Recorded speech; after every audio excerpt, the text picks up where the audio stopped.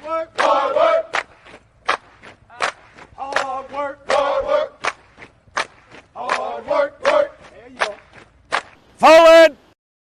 Hard work. Hard work. Hard work. Hard work. Hard work. Work. There you go. Forward. Hard work. Hard work. Hard work. Hard work. Hard work. Work. There you go. Forward. Hard work. Hard work. Hard work. Fall in.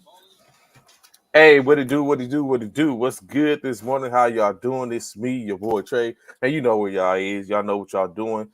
Y'all rocking with the best, y'all favorite vets on the next first formation morning sports talk presented by E2G Sports Network. So come on and fall in as we get to talking about some of the hottest and most polarizing and important, I guess you could say, or attention grabbing stories and topics in sports. And so, like I say, sometimes it can be just about anything for the most part. Try to keep it military as well as we are vets of this great nation's armed forces. So I'm trying to hold into that. So, of course, a lot going on, as you say, usually in the world of sports. We know they continue to punch them tickets for the NCAA March Madness tournament coming up. What's good, Frat? What's going on, Stanton? Glad to have your information with us this morning. They're starting to punch those tickets in the NCAA women's and men's basketball. Continue to go on from there. Of course, yesterday was the period for franchise tags. Not many tags. Some of the important players got tagged, which means other things for them players as well as others.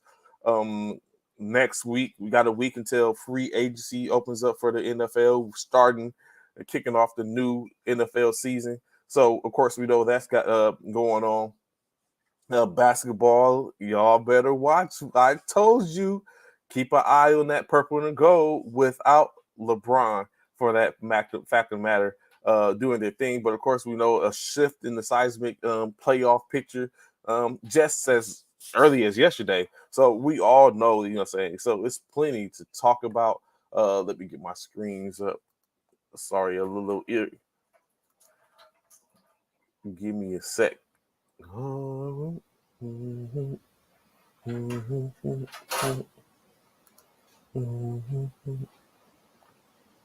How many of my vets out there that no longer do pounding the pavement miss those cadences early in the morning?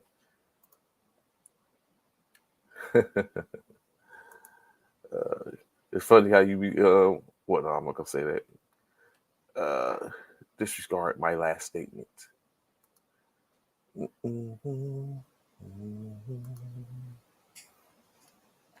See, where do I want to go first? You know what? Let's start here. Let's start with the NBA action is fantastic. So like you said, we talked briefly yesterday, and which is actually pretty more to unwrap. You got stuff going on in correlation of reference to Ja Morant and his situation. Stephen A has some choice words for his father. We'll get to that later on in the show, of course. Actually, definitely later as we get to it. So first and foremost, the Washington Wizards took on the Detroit Pistons in D-Town and just edging them 119 to 117. With that win, Washington becomes a little bit closer or hanging on to their hopes of getting into the playoffs. Okay, I figured that. I thought I was alone, Listanton. Of course, what I'm saying, when you come in, I don't. So because my hours are spent here in the morning for the most part, I'm not out and about when the soldiers are out doing PT or anything like that, unless like I'm doing something like an Army 10-mile trial or something like that, to where we do it in or around certain people. And of course, then you can hear them or one case like that. You don't even hear marching cadences anymore for the most part. Or at least I don't. Not here on the installation which I'm on. So that's it. It's crazy, but there's none of that going on. I'm very sure if I was at a trade doc, more so of a trade doc where they was taking in new recruits or new soldiers and stuff like that, then I would hear it all the time. But currently, in this current state of age, there's not too many. I don't see too many formations or anything like that for the most part. So I'm gonna have to just pull up one day on someone's formation and just sit up and say like, there's other things I would say with that are other military jargon that I'm not going to use on this particular platform. Oh yeah, so of course, and then which I figure that exactly. So I figure that so, but like I said, there's some ways. If I want to hear it, I'm very sure I know where to go find it. Well, in person, live and direct. I wonder about the other services. We need some Air Force, Navy, Marines to tap in and tell their exploitative cadences and all that type of stuff. But in any case, continuing on with the post view, the Pistons, like you said, took the L. Jaden Ivey was 26 of 5 and 12. Okay, I got you, Sam. All right, so you hear everybody. 26 points, 5 rebounds, 12 assists for Jaden Ivey. 21 points, 5 rebounds, 3 assists for James Wiseman, as he seemed to have found a home, doing all right there in over in Detroit, teaming in with Marvin Bagley, who also 15 points, 5 rebounds, 4 assists, 9 points, 2 rebounds, 1 assist from Detroit. Isaiah Livers, 15 points, 6 rebounds, 1 assist from Eugene Mimari. RJ Hampton with 11 points. Rodney McGruder, 9 points, 3 rebounds, 1 assist. It was all in a losing effort. But you know what? I look at this before I tap in back into the Wizards and what they did last night to earn the W. When you look at it, I think slowly but surely, Detroit is building one of those teams that can be rivaled as or compared to even a Oklahoma City or Golden State potentially. I mean, they don't have those exact type of shooters and stuff like that, but they're building because they're. I mean, you got Marvin Bagley Jr., Marvin Bagley III, Jaden Ivey, James Wiseman, RJ Hampton, Cade Cunningham, Sadiq Bey. Like, they have some young talent over there to where it's probably is looking like if they can get put together, or even maybe I don't know if they're lacking on the coach currently that can really pull the most out of that squad. It could be problems in Detroit in the next 2 or 3 years. And so, I mean, I'm very sure. I mean, you would think, but it looks like we could be seeing moving it back. What if someone was to bring back that bad boy mentality and get those as my man Zoe say, the cats over there locked in? We might be seeing problems out of Detroit in the East. In any case, they had a problem with the Wizards last night. Bradley Beals, 32.7 rebounds, 7 assists, 24 points, 7 rebounds, 2 assists from Chris Porzingis. Kyle Kuzma chipped in 23 points, 3 rebounds, 2 assists, 16 points, 2 rebounds, 1 assist from Corey Kispert, 7 points, 5 rebounds, 2 assists from Danny Ajava, 8 points from Daniel Grafford, and 6 points, 3 rebounds, 6 assists from Jordan Godwin, all in the winning effort. Like I said, 119 to 117, just edging out the Pistons. And then yet the beat goes on. Of course, we had the Milwaukee Bucks pulled up in Orlando to take on the Magic, in which there was no tricks being performed there last night, except for maybe a little bit of scare. Milwaukee wins 134 to 123. The Magic was led by 21 points, 6 rebounds, 23 points, 5 rebounds, 2 assists from Cole Anthony, 21 points, 3 rebounds, 6 assists for Franz Wagner. Paolo Banchero contributed 20 points, 4 rebounds, 3 assists, probably this year's Rookie of the Year. 18 points, 8 rebounds, 3 assists from Morris Wagner.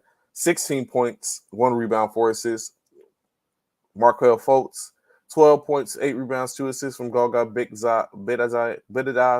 Bo contributed 4 points, 4 rebounds, 4 assists, 3 from Okiki. Jalen Suggs, 3 points, 2 rebounds, 2 assists on the night. The Bucks chipped in 3 players in 20-point figures. A higher being Brooke Lopez, 26.6 rebounds, 1 assist, 24 points, 4 rebounds, 11 assists from Chris Middleton, 24 points, 2 rebounds, 5 assists. Devon Carter, 15 points, 5 rebounds, 2 assists from the newly acquired Jay Crowder. Tapping in, Joe Ingles contributed with 12 points, 3 rebounds, 6 assists. 8 points from Grayson Allen, 6 from Pat Connaughton, and 3 from Myers Leonard. All to sit up and count it up to give them that victory. With that win, they improved to 47-18. I think currently 2.5 games above of the Boston Celtics, who are hot on their heels. 27-39 for the Orlando Magic, but they're still in striking distance. At least they are for the lower tier teams. At this point, I wonder, do you continue to do that? On the opposite side of the spectrum, when I look at it and think about it, I don't know if initially I would have thought that Orlando was that team which I just spoke about that's starting to create a nucleus around their young players. But on the opposite side of the spectrum, like I said, maybe it's Detroit. Making moves, picking up some draft picks here and there. Of course, we know the Wembanyama sweepstakes is on, which Detroit currently is in. Orlando is more so on the outside looking in. But we never know. The stranger things has happened. We'll have to take a look at what their draft picks and see if they've got any draft out there or if they have some that's coming to them that puts them in position. So it's chess, not checkers, I guess. The strategies of those GMs that need to make it happen, of course. On the other side of the spectrum, the Detroit Knicks were the top team, had the hottest streak, 9 wins after Milwaukee lost their 17th game in their bid. They fall off, of course. New York took over that mantle. Currently was on a 9-game win streak. They fall off to the Charlotte Hornets. Hornets winning by the score of 112-105. In the win, led by Kelly Oubre Jr.'s 27 points, 5 rebounds, 2 assists, 25 points, 5 rebounds, 7 assists from Terry Rozier, 23 points, 9 rebounds, 8 assists from Gordon Hayward, 13 points, 7 rebounds, 2 assists from P.J. Washington, 7 points apiece from Mark Williams and Nick Richards, as well as Dennis Smith and Bryce Goins contributing with 3 points and 2 points respectively. For the Knicks, they was led by R.J. Barrett's 27.6 rebounds, 4 assists, 14 points apiece from Emmanuel Quickley and Mitchell Robinson, 16 points, 8 rebounds, 3 assists from Julius Randle, 12 points from Quentin Grimes. Josh Hart contributed with 10 points, 2 rebounds, 2 assists from Isaiah Harrington, 7 points from Miles McBride, and Obi Toppin with 3. As the Knicks come back from what was a 70-point deficit to as the Hornets come back from what was a 17-point deficit, they pull up on New York, and handle business, knocking them off. Kelly was cooking. What's good, bro? What's going on there, Frank? What's good? WGO? How's everybody doing on this hump day? What's going on, man? Oh, nothing much. Sticks it up for going over these topics and stuff like that. It's crazy, man. I don't know if y'all pay attention to Stan. For those people, it's crazy, man. If y'all don't pay attention to Trey, man, he's real slick about it, man. This dude real slick. Like when it comes to certain things, right? Trey, when the Lakers win, he will never come on here and start talking about basketball first. He'll jump to a whole this dude to talk about slap boxing before he'll talk about basketball because the Lakers lost. But when the Lakers win, basketball is the first subject matter coming into this show. When 49ers were playing and they win, football is the first subject matter on the show. If USC wins in college football, the first subject matter is college football. If y'all haven't learned that pattern, just do me a favor. Just go back and look at some of the first formations and just check out how Trey starts the show. He always starts the show, and what he loves to do is he loves to wait until the end to put up. And last but not least, thank you, Stan. Last but not least, let's talk about the Lakers who got the win and all. Trey, he's so slick. So this slick, actually, honestly, Actually, That there's is a one method. slick dude right There's there, a bro. method to the madness this morning. Actually, in all honesty, there is a method to the madness this morning. I didn't know. See, you're drunk with the shit. I'm just paying attention to Trey, y'all. I'm just saying, man. I just recognized that I just got jumped by John Moran and his homies on. Donovan, really? Don, really? Donovan, we shared this. Because we know it's true, man. Donovan, we came from the same. Man. We came from the same womb, and this is what you do. I'm just saying, bro. I'm telling Mama. Mom, you know what Donovan did on my show this morning? The audacity. It's a method, but there is a method. Watch, you gonna see. Watch. I'm still figuring it out in my head. I'm gonna do it, but there is a method. So, of course, another game before the foolishness. Minnesota Timberwolves faced off against the Philadelphia 76ers in Minnesota. It didn't go as planned. Well, it worked for somebody. It just didn't work for Minnesota. Anthony Edwards, however, 32 points, 7 rebounds, 1 assist on the night. 13 points, 3 rebounds, 2 assists from Teron Prince. 11 points, 3 rebounds, 3 assists. Nas Reed. Kyle Anderson contributed with 7 points, 5 rebounds, 2 assists. 3 points from Jaden McDaniels. Rudy Gobert, 6 points, 9 rebounds, 2 assists. Mike Conley Jr., 6 points, 3 assists.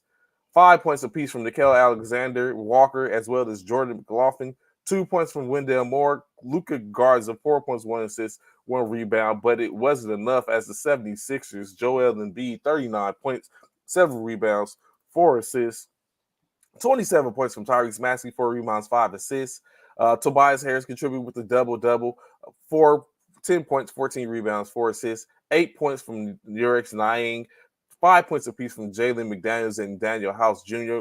Forquan Korkmaz contributed with 6 points and 1 rebound, as he was one of the players that was asking for a trade at the trade deadline last year. Before the trade deadline, 4 points, 5 rebounds, 5 assists, 3 rebounds from Shake Milton, DeAnthony, and Melton contributed 11.7 rebounds. And PJ Tucker in 22 minutes of play, 1 rebound. They paid $8 million for 1 rebound. You know what? People have bad days. You can't say that. In all, the Philadelphia 76ers were able to dispatch the Timberwolves by the score of 117-94, 23 points deficit or 23-point differential. That always comes up to. Did he just airball? Yeah. What was that block? No, it was airball. There wasn't no block. He airballed. That looked like some of the people from playing last night or through my 3-on-3 tournament. It was like, oh, some of the stuff you seen last night. And it's crazy. There was Aaron balls at the 3-on-3 tournament. Yeah, because so basically, some people go up and try to do certain like a reverse or something like that, or trying to get in the creases, maneuver in and out, and then try to get try to get like a layup with some English on it, and it just comes up short. So, but I mean, it's good. It's going all right. I got another set of games tonight. Then tomorrow night will be the crown the champion. So it's cool. It's all right. It's up. What Drunk say? Superstars actually been playing in games lately. Not much of the load management. Load management, yeah. Except for LeBron. We'll get to that. Of course we will. We'll get to that. Let's talk about these Warriors, right? Did they take another L? They did take another L. Steph is back. But we know, oh my bad. What we know is we know that's just timing. We know that's timing. They lost by 9. Mm-hmm. So we know it's just timing. They just trying to get back to back. But is it though? Yeah. You think it is? I mean, that's what it's been in the past. But do you think it's ever a situation to where you try to do the things that you've done in the past and you realize we can't do it? Like so honestly. Like a quarterback, a mobile quarterback. Like you can't do what you did last season. Yeah, like when Colin Kaepernick, when RG3 and Colin Kaepernick came out and they was doing that RPO and stuff like that, it was killing the game. Right. It was, what I'm saying? It was like, oh, wow. Vic still did what he had to do. And no matter what. Then they came back. But you know what? Offenses did. Vic never ran. Vic wasn't a part of the RPO era. No, he wasn't. Vic was just you know saying line up, open the field up, and he was effective, and he continued to do it even in the RPO era to where, or even as he started going in, Kaepernick and RG3 was a little bit different. And of course, doing that, they figured out like, okay, blow him up once he becomes the potential runner, or if he's about to be a runner, you know, saying blow him up. And so basically that's what it comes. But like that's what I was getting ready to say is I think it might be a point to where now people are starting to catch it. Because remember, at one point, LeBron was doing the same thing. Oh, yeah, playoff LeBron activated. And then we don't go to the playoffs. Like, at some point, that don't work anymore because everyone's caught up and realized, now we know what to expect. And especially if you don't have the same players or same caliber of players, or you got, because especially, I guess, when you can say when you look at it retrospective or contradictory to what LeBron was talking about, like, yes, you may be able to go LeBron mode activate if you have younger players that are going to be able to continue to help you, regardless if they're actually pretty good or they're just average. It makes it different. They're younger players, i.e., they're probably not going to be injured. They're probably not going to do anything. But when he got to the Lakers and he was trying to do that, it was always not younger players. It was the seasoned veterans. We got our Carmelos and all this type of stuff. That makes a difference. And so I think that's what we're starting to see in the as well, potentially with the Warriors. As we know, Curry just came off an injury, but of course he comes back, drops 40 points, 6 rebounds and 7 assists last night, knocking down 10 3-pointers in the game. Jordan Poole, 11 points, 3 rebounds, 3 assists, 23 points, 4 rebounds, 2 assists from Klay Thompson, 11 points, 1 rebound, 11 assists, Draymond Green, 21 points, 3 rebounds, 2 assists from Jonathan Kuminga, 7 points, 7 assists, and 6 rebounds from Dante DiVincenzo, 2 points, 2 rebounds, 3 assists from Andre Iguodala, 4 points, 5 rebounds from Kevin Looney. Now, when I said that, right, and I think it's a different dynamic before we get to the Thunder, because the Thunder did win. I think let's do that because I'm going to come back. This is probably going to be a little, it's going to come back. Shai Gilgeous-Alexander, that's your man, SGA, 33 points, 3 rebounds, 6 assists, 17 points, 17 assists, 11 rebounds from Josh Giddey, triple-double, 18 points with 8 rebounds from Lou Dort. Aaron Wiggins contributed with 13 points.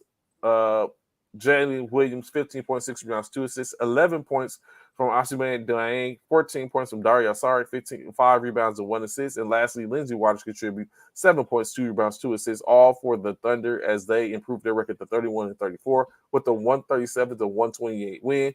With that loss, the Golden State Warriors dropped to 34-32, but still in the hunt. They were just number 4 in the West. With that, they dropped down to, I think, Golden State. Yeah, I think they dropped to the 6th. Was they 4? No, I thought they was at number. Was they 4 or 6? No, they moved up. They was 4. I think they were 4. No, you're right. 5. I think they were 5. 5 or 6. When they played y'all the other day, because they went the other day.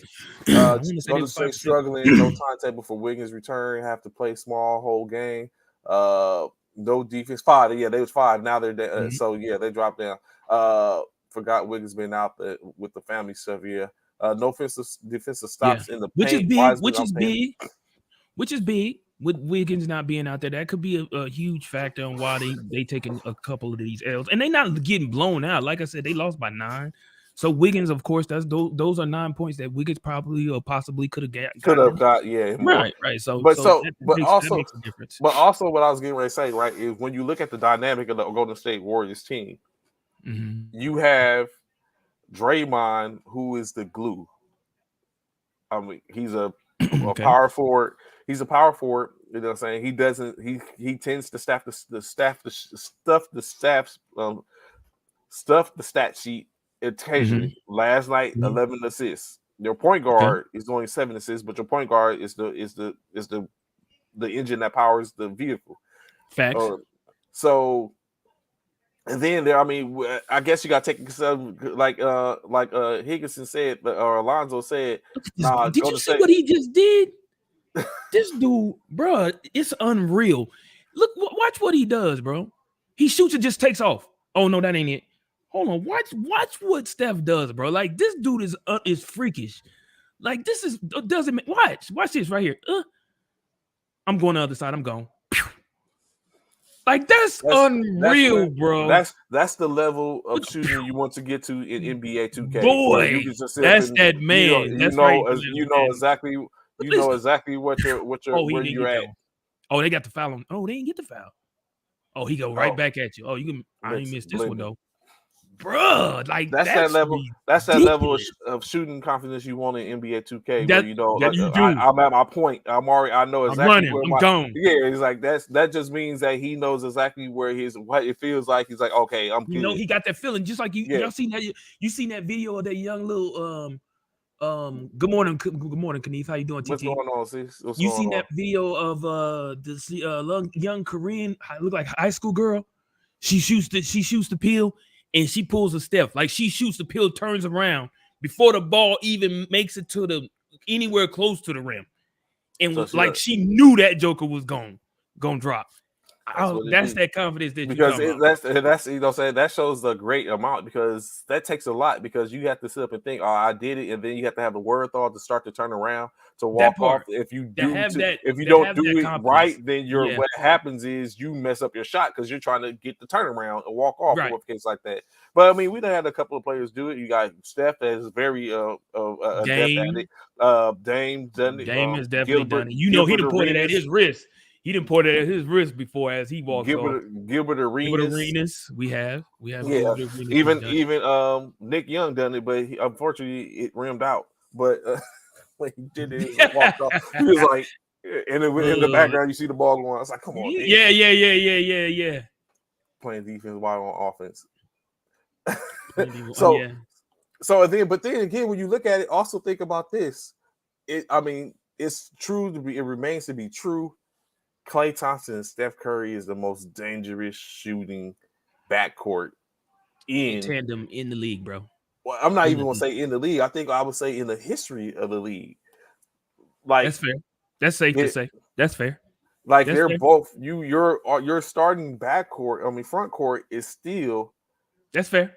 Is still in the top 15 of the all-time greatest shooters in the the all-time great 3-point list in the NBA all time. So it's like top 15, top 20, like that's something to say. And they're still, we don't know how much longer they're going to be together, or so we don't know how much longer that tandem to go. Will that tandem end up ending together, or will they be together still when Steph potentially goes off or Klay goes off? Will it be a point to where the organization has to be like, we got to trade one? Well, we know who they're trading. Trading. We know Steph is not going anywhere. He is solidified. Anywhere he will retire a Golden State Warrior without question. And his name is in his jersey is going up in the round. You know who would be the GM to trade him if he was a GM? Who? This guy. That sound like you. You like ruffling feathers. You like ruffling feathers. That sounds it's not ruffling feathers. Yes, it is. Boy, they would boo you so quick. They would boo you so quick. How to go to if I realize like, hey, it's time for Steph. Steph's got to go. It's unfortunate. I would be the one to be like, you know what, Wardale. So this is the thing, Nolan Stanton. This is the thing. You can only keep the team. You can only keep a team together for so long. Jordan eventually was no longer. Well, he retired, but he was no longer. Jordan and Pippen was no longer a Bull. Yeah, they sent Pippen off. Like, you know what I'm saying? They sent Pippen off. They sent Shaq off. They sent Shaq off. Shaq left. Well, yeah. Shaq left. We know what I'm saying. It's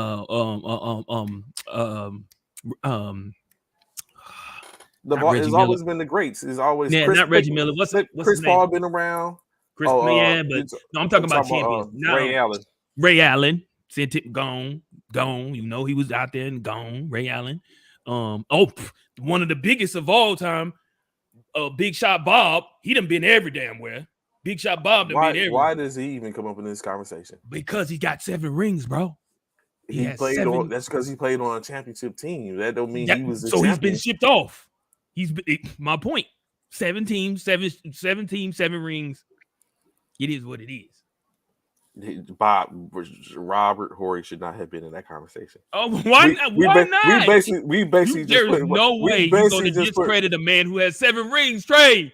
Don't do that. You just really? You just put Robert Horry in the conversation. Name somebody else. You just put Robert Horry in the conversation with Shaquille O'Neal, Ray Allen, Steph Curry, and Klay Thompson.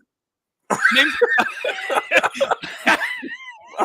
I don't know what I thought you and Scottie Pippen. I don't know what I thought you was about to say, but you was like, "Oh, and the greatest of all time." I'm like, "Oh shit!" I didn't say the greatest. No, I said the greatest shot, a clutch shooter, one of the greatest clutch shooters of all time, Robert Horry. When you did hit me with the like you was officiating a football game, I was like, "Oh, what are you about to say?" I was thinking, Trey, name another player. Trey, name another player who got 7 rings. I was thinking, did Magic Johnson get? Name another player got 7 rings, Trey. Oh, another player with 7 rings. 7 rings. It's other players that do have. Steve Kerr got a couple of rings. 7 player rings, not coach and player. Player rings. 7. Steve Kerr got 5 player rings. 5. He got 5. Yeah, he got 5 player rings. Yeah, it's not many. You know what? It's someone out there, I'm sure. I'm very sure it's someone out there that been bounced around from team to team. Is like they've been on championships team. Oh yeah, it's somebody. It's somebody. That got a ring that's got about 8 rings that we don't even know who the hell. We MVP, probably do. His agent is a real MVP. You're right, saying his agent is the real MVP. Straight facts on that. You know what? I just see. You know what I just seen of Robert Horry. Robert Horry to me is like, oh, we just won a championship here, and then you know how you out on NBA 2K how you run from court to court on the park. That's what Robert Horry is. It's like, he got a championship. It's another championship over here. Let me run over here. Let me run over here to this court. They look like they about to win. Let me jump on there. Let me jump on this squad. Hey, let's go. Let's run. Oh shoot, that's funny. That's Robert Horry. That is funny.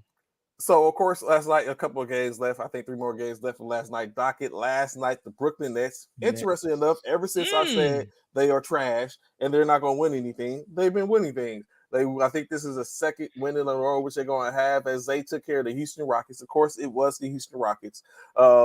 118 though. Now, but when y'all beat him, this dude here is something else, bro. This dude, when they beat him, though, it was they an NBA team, ain't they? But now, come on, bro. This dude here is. I'm just agreeing with what you said. They are NBA team, but they are the Rockets. This dude here, Jalen Green, 25 points, 2 rebounds, 1 assist. Alperen Sengun, 16 points, 12 rebounds, 2 assists, 15 points, 8 rebounds from Jabari Smith. Kenyon Martin Jr. contribute 8 points, 4 rebounds, 1 assist, 11 points, 5 rebounds, 1 assist from Jason Tate. Contributions, Frank Kaminsky, 3 points, 2 points from Josh Christopher. Tari Eason, as well as Kevin Porter Jr. contribute with 8 points apiece, 7 rebounds, 8 assists from Porter, 4 rebounds, 1 assist from Tari Eason. And it was all in a losing effort as Mikal Bridges torched the Rockets for takeoff, 30 points, 5 assists, 23 points, 1 rebound, 4 assists from Spencer Dinwiddie, 18 points, 13 rebounds, 1 assist from Nick Claxton. Cameron Johnson contributed with 8 points, 2 rebounds. Dorian Smith, 52 points, 2 rebounds, 3 assists. 11 points, 11 rebounds, 3 assists from Royce Neal, 12 points apiece from Joe Harris and Seth Curry, and Norris Noel, 2 points, 3 rebounds, as the Brooklyn Nets improved to 37-28. Try to hold on to that playoff spot. We'll see how it goes down the stretch. Spencer Dinwiddie, I think, is underrated, man. He's very underrated. I've been saying that about Spencer Dinwiddie. I hated when we got rid of him initially. I said that when they got rid of him from Brooklyn in the first place. I said he's one person they never should have got rid of.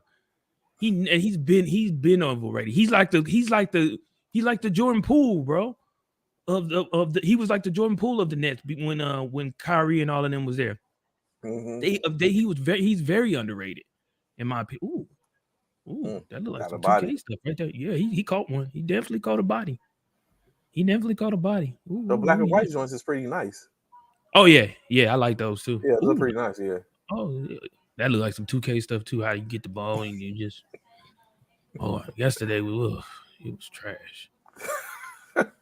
2 more games left from the docket. Of course, last night the Utah Jazz were being hosted by the Dallas Mavericks. Lauri Markkanen led the field, 33.6 rebounds, 2 assists, 21.6 rebounds, 4 assists from Tyler Horton Tucker, 12.7 rebounds, 3 assists from Kelly Olynyk, 10.6 rebounds, 4 assists, Rudy Gay, Kelly Olynyk, 12.7 rebounds, 3 assists. Simon Fontecchio, 6 points, 3 rebounds, 1 assist. 5 points apiece from Johnny Juzang and Juan Toscano Anderson. And lastly, of course, Damian Jones, 6 rebounds, 1 assist. Chris Dunn, 11 points, 8 rebounds, 5 assists. Versus the Mavericks, 29 points, 10 rebounds, 6 assists from Luka Doncic. Kyrie Irving, 33 points, 6 rebounds, 8 assists.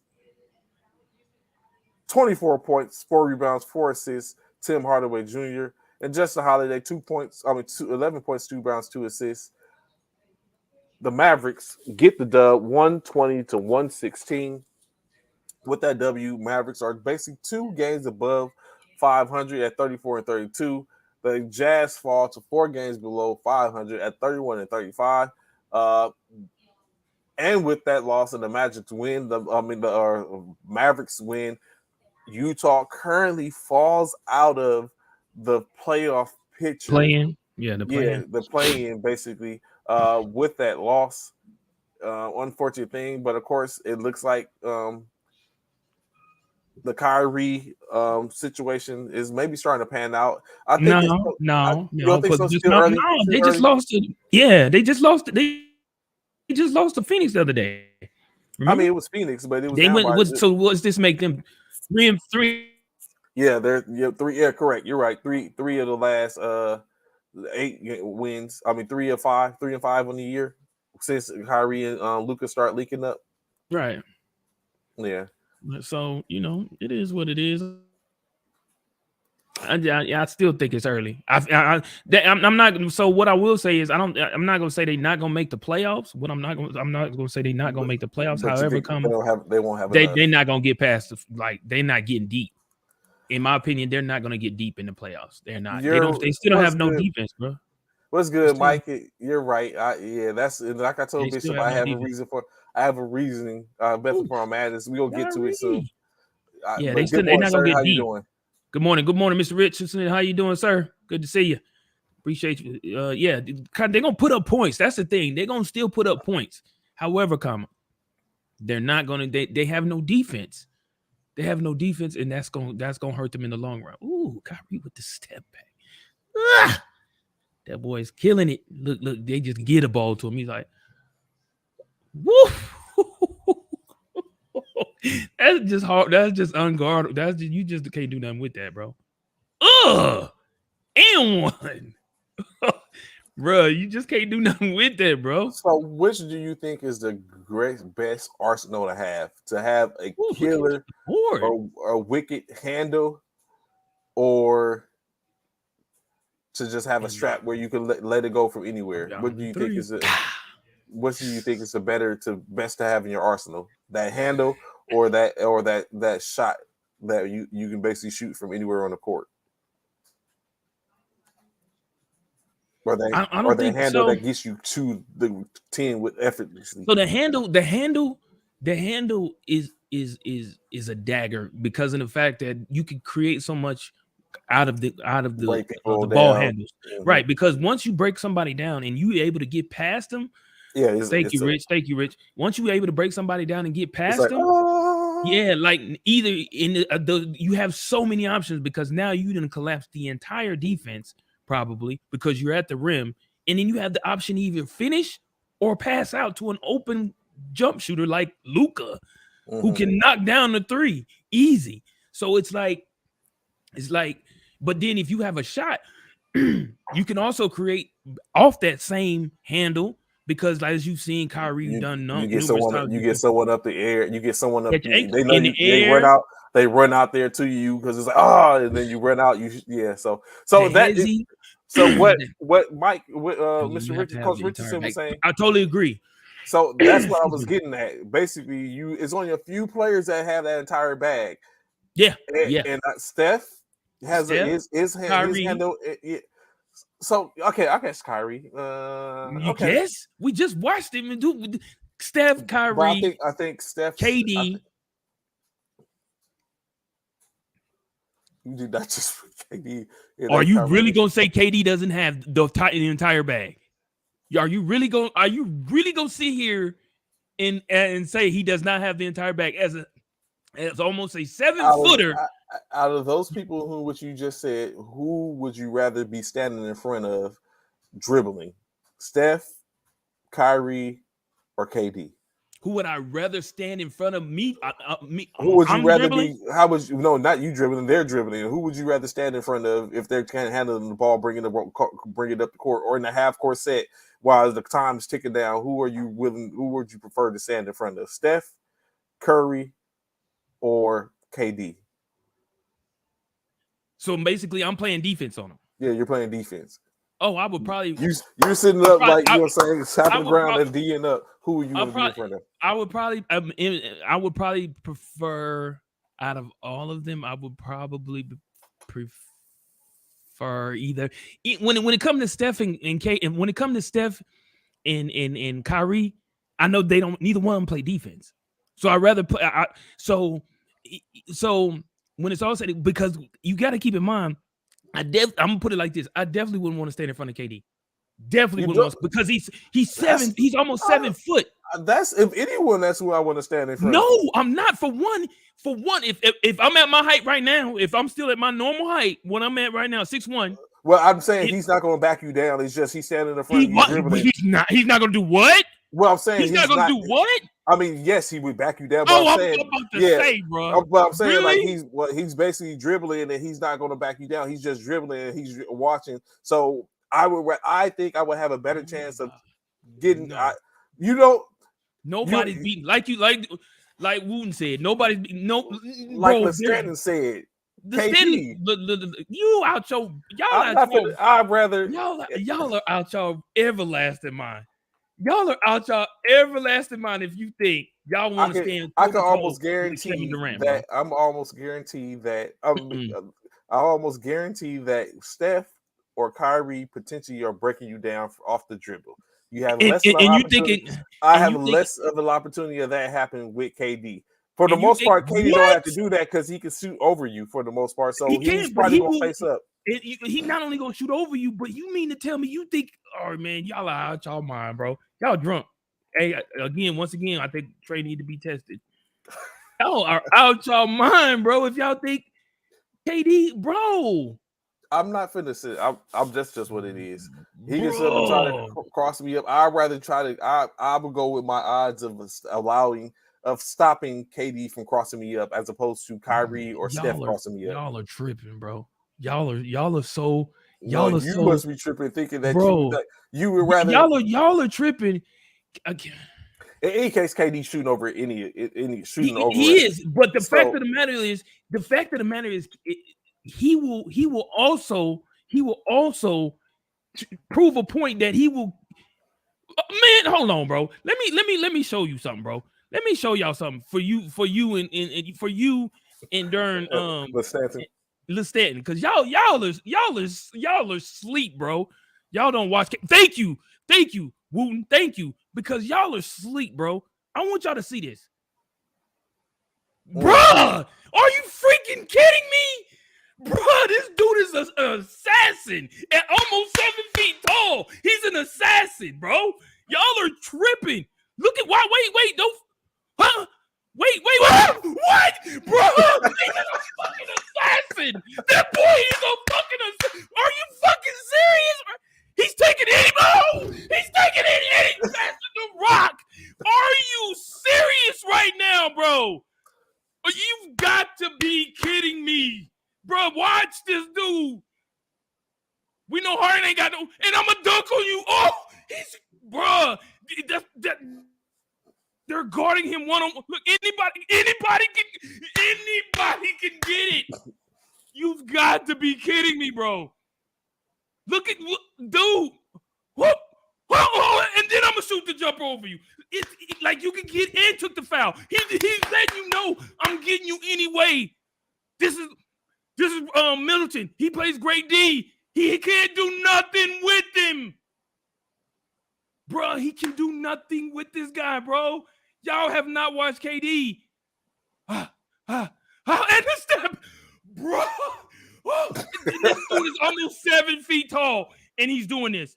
Handles with ease. Bro, y'all got me over here sweating, bro, because I can't believe y'all say that. I can't believe y'all said that, bro. I can't believe y'all said that. Still rather stand in There's front no of way. He's a legit 7-footer. Thank you.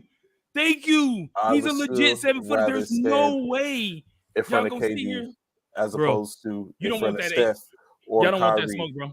Y'all don't want that smoke. That any of the smoke. I want that smoke. I want that smoke. I want that KD pack as opposed to the other 2 packs.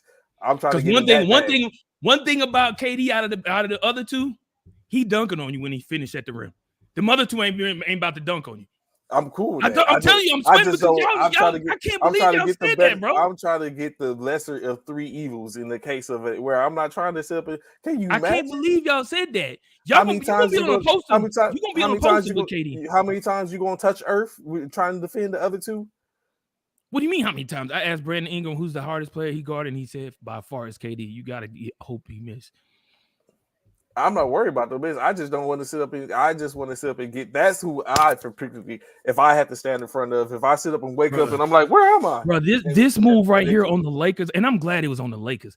This move right here, bro, was the most ridiculous. Bro, I'm sweating because I can't believe y'all said that, man. I can't believe y'all sleep on KD right here like that, bro. Like that is the most ridiculous thing y'all could have ever said. But this right here that he put on the Lakers, bro. Like, he showed you his straight handle skills. Like, bro, like, at 7 feet tall, who's doing that? At 7 feet, look, who's doing that, bro? Bro, y'all are crazy. I stand by mine. Y'all stand by yours if y'all want. You understand? Y'all stand by yours. I'm saying there's no way I would stand. So who would you rather be in front of? I would rather be in either when it comes to Kyrie or Steph, it's probably Steph. Because at least with Steph, I'm gonna be honest with you. Well, you might be right because Steph usually gets at least with Steph, I know if I back up too far, he ain't finna drive on me. No way. He's just gonna shoot the long distance jumpers. That's what he gonna do. He gonna hit it from half court, and ain't nothing I can do about that. Because that's just facts. With Kyrie, he ain't finna hit them long distance like Steph, but he gonna knock down some shots. But if I get just a tad bit too, Kyrie's finna kill me on the dribble, without question. I know this for a fact. But when it comes to KD, he's doing all the above and then some, and he finishing at the rim with a dunk. I hear you, Rich. I feel you. Personally, I would want to guard Kyrie. I feel you. Out of all 3 of them, I just do not want to see. I would want that KD pack. You okay? Yeah, I'm not being on nobody's post. I have it all played out in my mind. Okay. Of course, last and not least, last night's game, Steph is the most lethal shooter on the planet. True that. He's the most what? Lethal shooter on the planet. Without question. Yeah. I'm never going to debate that. He just hit you with a hezzy and get you to move and cause separation. I'm never going to debate that ever. Last but not least, of course, the Los Angeles Lakers. Did y'all hear what he said? Oh, did y'all hear what he said? The stand. Well, did he? They had the 9 o'clock slot. See, so what Bishop doing is creating narrative. So in the last couple of weeks, wherever the Lakers have landed, I have sit up and gave wherever they landed at. It just so happened they were playing at home, so they have the 9 o'clock slot. So it was the last game. In any case, so there it is. Y'all sit up and feed y'all this, give y'all the Kool-Aid. But in any case, the Memphis Grizzlies face off against the Los Angeles Lakers in LA last night. Of course, we know Memphis is currently without John Morant. Shout out to Paul. Shout out to Paul, man. He's without John Morant, in which we're going to talk about that soon because something else came up yesterday. In any case, that was led by Jaren Jackson, Triple J, 26 points, 8 rebounds, 11 points, 10 rebounds from Xavier Tillman with two assists, 16 points, 3 rebounds, 3 assists from Tyus Jones, Santi Aldama, 11 points, 5 rebounds, 1 assist, 6 points apiece from Concord and Kennard. 5 points from David Roddy. Zaire Williams contribute with 2 points. Dylan Brooks coming back off his suspension for the technicals. 13 points, 1 rebound. A lot of empty seats at the Lakers. And Desmond Bain, 7 points, 5 rebounds, 5 assists. LeBron is not playing.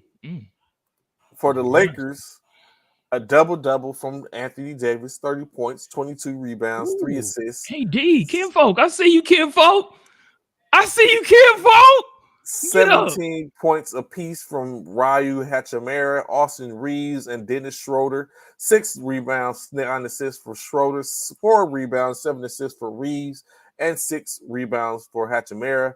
Lonnie Walker, the fourth, contributed with 6 points, 2 rebounds, 2 points from Wayne Gabriel. Jarrett Vanderbilt, 5 points, 8 rebounds, 2 assists. And Troy Brown, 13 points, 4 rebounds, 2 assists. Malik Beasley, 5 points, 5 rebounds, 3 assists. Notice all of it without their superstars in LeBron James and all-star in D'Angelo Russell. Count it up. Lakers get the win 112-103. With said win, the Lakers move from the 10th spot, from the 9th spot, the 11th spot, all the way up to the 9th spot in the in the fight. Y'all see that? Y'all see that? Do y'all see that? No, do y'all see that? No, so listen. Y'all, did y'all hear that? Did y'all, Bishop? Not only did a GOAT, but he's psychic. Thank you. Listen, did y'all just hear what he just said? Now, how many spots is 11th to the 9th? It's spots. Just 2 slots. Yeah. But did you hear how he put it? The Lakers move all the way up to the 9th spot.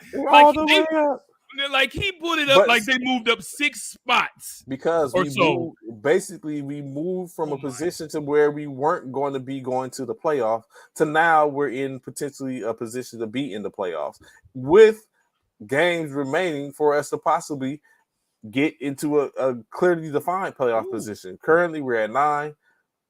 That's fingernail. Currently, we at 9. With the opportunity to get up, we played with our last couple of games. Thank you all the way up, Liston. With our last all the way up, games, 2 spots, it's all the way up. With 18 games remaining for us, we played 9. I think 11 of them are against people that are in the Western playoff race. So we have our opportunity to sit up and even take care of business a little even more. So yes, of course, all the way up from number 13. We was number 13. Now we're number 9. I thought y'all was number 11. No, we was number. I'm talking about the furthest back we was number 13. Oh yeah. Because just like the same thing for Golden State, they was at one point they was number 13, and now they're number 5 or 6 or something like that. So yeah, we're moving up. We're moving on up. Okay, Golden State is 6. Ooh, they 6 now? They moved. 6. They fell down to 6. Yeah, so they're 6. With the Lakers are 2 games out of the 6th spot. 2 games out the 6th spot. You still 4 games. 4 games out the 4th spot. You still want to get rid of AD? You still want to get rid of AD? Huh? Yeah. Yes. What? Yeah. Come next year, I would. Yes, I still would. So Kevin, don't forget too high is super. It is. It really is tight. So Kevin Durant said something the other day, and I'm hoping I could find it. I hope you can. Oh, here it is. Yes, I did. Oh, this is. Look. He loved these little highlights. Last night, of course, last night was a joyous occasion as the number 16 was retired for Paul Gasol. But do you hold on? I want y'all to hear this, man. I want y'all to hear this, and it's not long. It's not long, but I want y'all to hear this. This is Kevin Garnett's conspiracy on the Lakers and what's going on with AD and LeBron. And I want to know what your thoughts are, Trey, if you would, and anybody else that's a Laker fan. If y'all on here, I want to hear y'all thoughts. All right, hold on 1 second. Let me take that off. Let me do this. All right, conspiracy theory on the Lakers right now. Nah, yeah. Tell me if you're feeling this. Bron goes down with his foot. Now we're not gonna be one of them shows where we don't see what we see, right? I couldn't unsee what I saw. I saw what I saw. I know when players deal with each other, and I know when the energy is good, right? So I'm gonna just throw this theory out here. Bron hurts his foot. He's down for 2 weeks. I'm in anticipation that this is the time where I think the Lakers are sitting back to see the Anthony Davis project. And I think in these next 2 weeks, this is featured Anthony Davis to see what he can do in these 2 weeks to maneuver the Lakers. If he doesn't make a pivotal shift, if this don't make a pivotal move, or this don't really move anything, Lord, I think they're gonna come off the Anthony Davis project and move him to something. Yeah. I saw how he looked when the biggest moment in sports, your teammate. Oh yeah. He won. He accomplished something that none of us could, right? And the energy to me wasn't there. That brotherhood energy was not there. That love, that hey, dog, you did that looked kind of awkward. Lord, it didn't look kind of awkward. No one wants to say this shit. No one wants to say this shit. Lord, stand up. Lord, they ain't rocking. They ain't rocking together. They ain't rocking. So AD and Bron ain't rocking. That ain't rocking no more. That ain't for sure. And the writing's on the wall. And if you listen to Westbrook, if you listen to Pat Bev, if you listen to a bunch of motherfuckers that was over there, they saying it without saying it. You know what I'm saying? Yeah. These next 2 weeks, I'm watching Anthony Davis and how seeing if he can actually lead the Lakers without Bron. Because if he can't, dog, it's gonna be like, okay, what we doing here? Right. And it feel like that. And I'm watching the bench. You know, I watch the bench. I watch all the little other stuff. The stuff when we sit here watching the game, or you clapping for motherfuckers, what type of team? I'm watching all that little shit. And it don't look like brotherly love. It don't look in boots. What are your thoughts, Trey, about what Kevin Garnett, a Hall of Famer, has NBA titles? What are your thoughts about your boy LeBron and your boy AD out there in the Lakers? He says it's an Anthony Davis project. First and foremost, I'm listening. Go ahead, sir. First and foremost, you said titles with a plural. Do Kevin Garnett have titles, or does he have? Don't he have two? No, I think he got two. Don't he? He's been twice. I thought he had two, or maybe 3 times. I don't think he has 2. I think he has 1. But I have to go to fact check. So when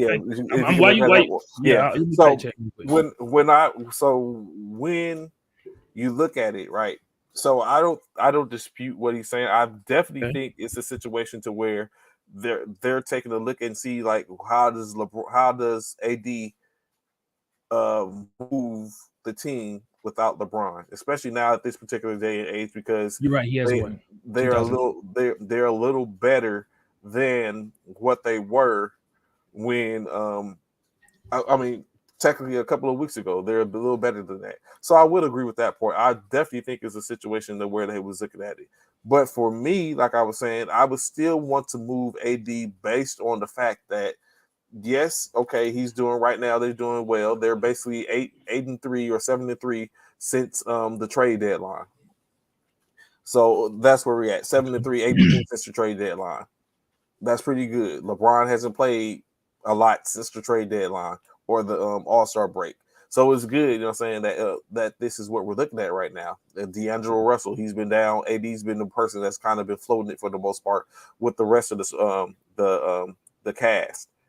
But I think it still would be, for me, I would still want to move him because, okay, yeah, I'm actually how he's doing right now is what I would want. I want him to sort of look like he's, you know what I'm saying, build up his stock.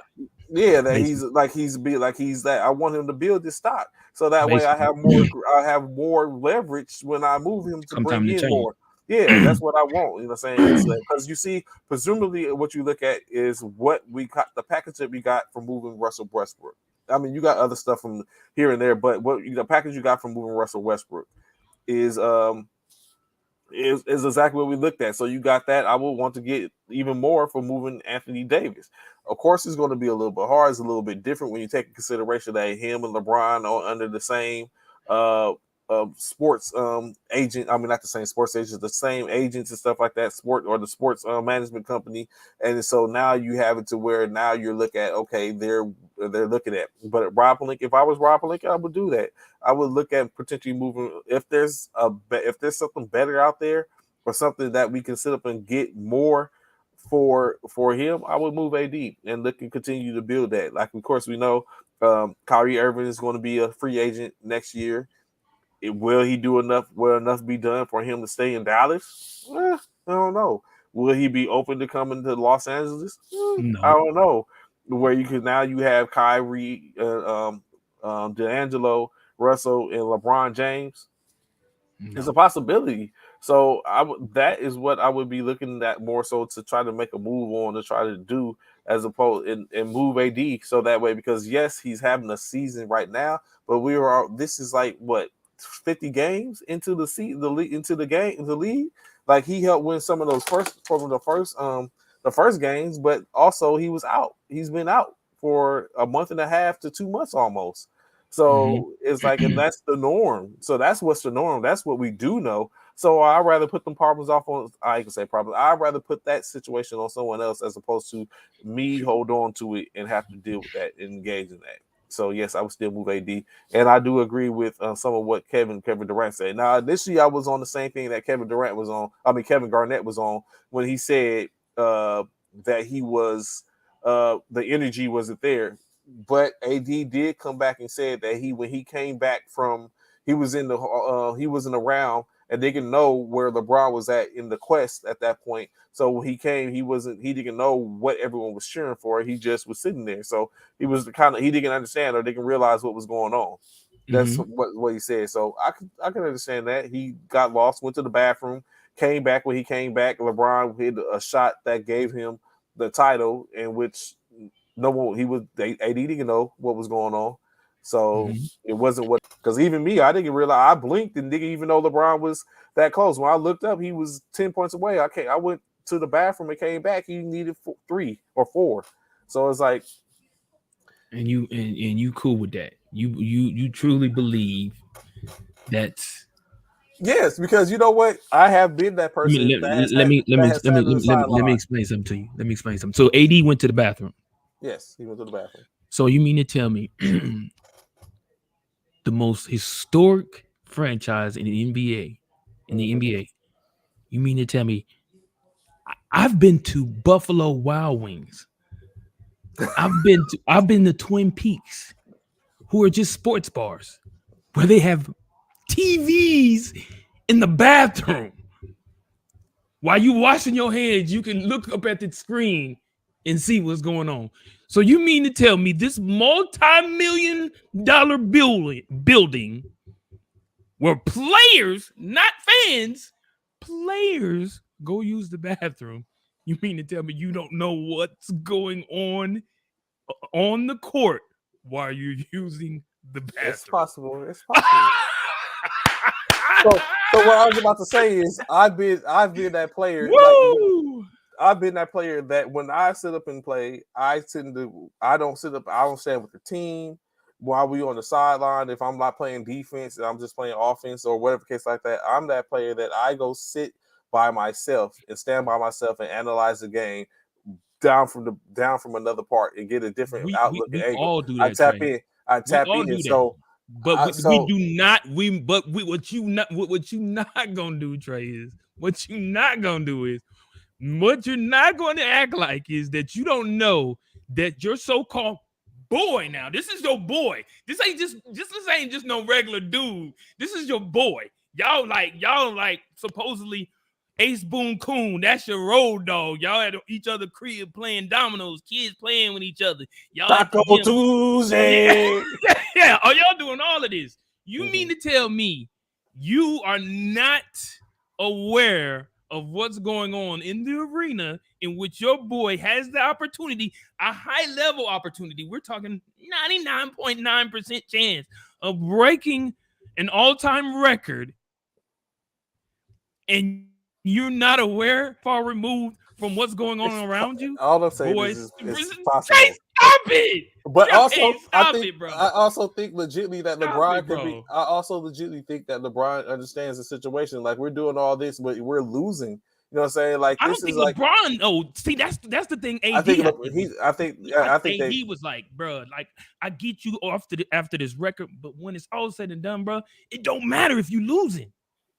And I said that initially. I said, yeah, everybody all hooped and hollered, but you didn't even win the game. Like, when it's all when it goes down in the history books, it's gonna go down that y'all lost that game. He scored 1 point. Well, he scored one one field point goal after that. Yeah. One field goal after that, and then he left with the foot injury supposedly. So it's like and that could have been the was situation. Like, man, I'm just saying like, you know, saying kudos all that part, celebrated, Anthony. but bruh, come on, man, like, this is like, we're losing this game. That part, like, Anthony. SGA is torching us. That's what he's saying, Anthony. That's exactly what he's saying. In the that's exactly what he's saying. That's what he's saying, Anthony. That's exactly what he's saying. This is the same arena. Kobe, Shaq, Kareem, Magic, Worthy, it's not the same. Now Powell. Powell now. Man, shouts out to Paul, man. Shouts out to Paul, man. Because that number 16. Don't forget that, man. Shouts out to Paul. It's crazy because you don't realize how much of a impact he had on the Lakers organization and stuff like that. And he was legitimately hurt. Not hurt. Well, yeah, I guess you could say hurt because of the fact when they put up, because Kobe was his dude. Like, him and Kobe, right? You would like what you thought Shaq and Kobe was. That was Paul Gasol and Kobe. They were hella tight, real close. That was huge, man. And he them tears were real, bro. Like, those were real tears, like, for his. And this is what they did for him out in Spain, bro. Like, I'll put up his huge jersey. That's major, bro. Like, that's huge, man. To represent your country, in that aspect, knowing that your name and your jersey and your number is going up in the rafters is one of the most historic and most loved arenas in NBA history. That says a lot, bro. Like, that says a lot. And I want to say, wasn't Kobe's wife there? Yeah, because they're close. All of them are close. Yeah, I want to say it was all. Everyone came out. Like, Meta World Peace came back out. Oh, did he? Yeah, he was there. Yeah. It was like I seen it where it's like it was a Laker family reunion. Lamar Odom was there. Like, all everybody he played with, basically. Yeah, basically who he played with. Even some people I didn't even recognize. Like, who the hell is you? But yeah, and then some of the old schools was there. Kareem Abdul-Jabbar, Derek Fisher. They all were there. Right. So, but him and Kobe Bryant was a hella close. It was extremely close. Right, they were. So, and that says a lot, man. That was huge. You know what I'm saying? Because he was obviously close. Because, like I said, he was deeply humbled and felt some type of way. Because, like I said, he shedded tears while on the court and being recognized. So as his number was retired. I wonder how many players sat there and thought, like, how did Powell get his jersey retired and mine ain't been retired yet? If that was out there, anyone that was there, and whose hasn't been retired? Like, a few. Like, would you say that Derek? Because Derek Fisher was there from the runs. Is his jersey retired? We saw why Derek Fisher wasn't retired the other day when I was on the show. We saw why. That was Kobe's fault, man. That was Kobe's fault. We saw why Derek Fisher's but Kobe solidified his, though. Kobe got in with his 81 points, so that's why we saw why Derek Fisher didn't get in. So from what I ascertained is that you're basically saying that he should retire Robert Horry's jersey.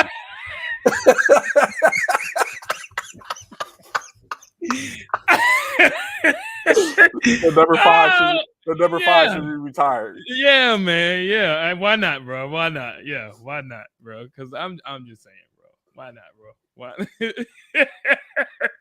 Yeah, why not, bro? This is the year for Robert Horry. You should get his jersey retired. It should be a It should be a documentary on Robert Horry, bro. like all the above, bro. For real. Like that's some real stuff right there. No doubt.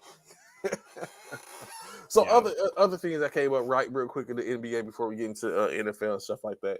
One, and first and foremost, did you see? It's two different comments. No hate on LA, but Win ties with the team full of very talented role players. Gasol was the most notable name outside of Kobe, so he gets his jersey hung by default, along with his ties to the Bryant family. Okay, I like it. You don't agree to that? So okay, he did his part. Let's not act like he didn't do his part. He was very instrumental in them getting the champ. How many did he get? 2? The Powell? Yeah, he got 2. Yeah. They went 3 times. They went I think 3 times, but he got 2. Right. Because they lost the year that Boston won. Is the year that it was his first year there, and they beat LA in the finals. Right. LA came back and won the year after that. Right. So would you say? Do you think do you think Derek Fisher deserves to hang in the rafters? LeBron James hang in the rafters? Not for the Lakers. I don't think he should. I don't think why. LeBron is going to hang in the rafters. He's going to get that, I guarantee. Now Derek Fisher, but he don't deserve it. He don't deserve it. So? Not in the Lakers. Why? Why? What? Because he just won championship doesn't get him that. No, not just winning a championship out there. And then, remember, that's asterisk bubble. See, there you go. You gonna always, you know that's what? Bubble. It's a championship. It's still a bubble. Still bubble. But either way, I don't feel like he deserves it. No. Now, one for Cleveland, yeah. But technically, he just maybe he should get it. Maybe he should get one. He won. He did. He only won with Cleveland. He did. But he won 2 in Miami. I got it. He won 1 in Cleveland, 2 in Miami. Maybe he should get an NBA jersey in the raft in the something. I don't know if there's an NBA arena, but maybe he should get some type of NBA jersey somewhere with the most most teams in which he went to. I don't know. You know what I'm saying? I'm just saying. Fisher was there for those championships. Why is it Fisher over Lamar Odom?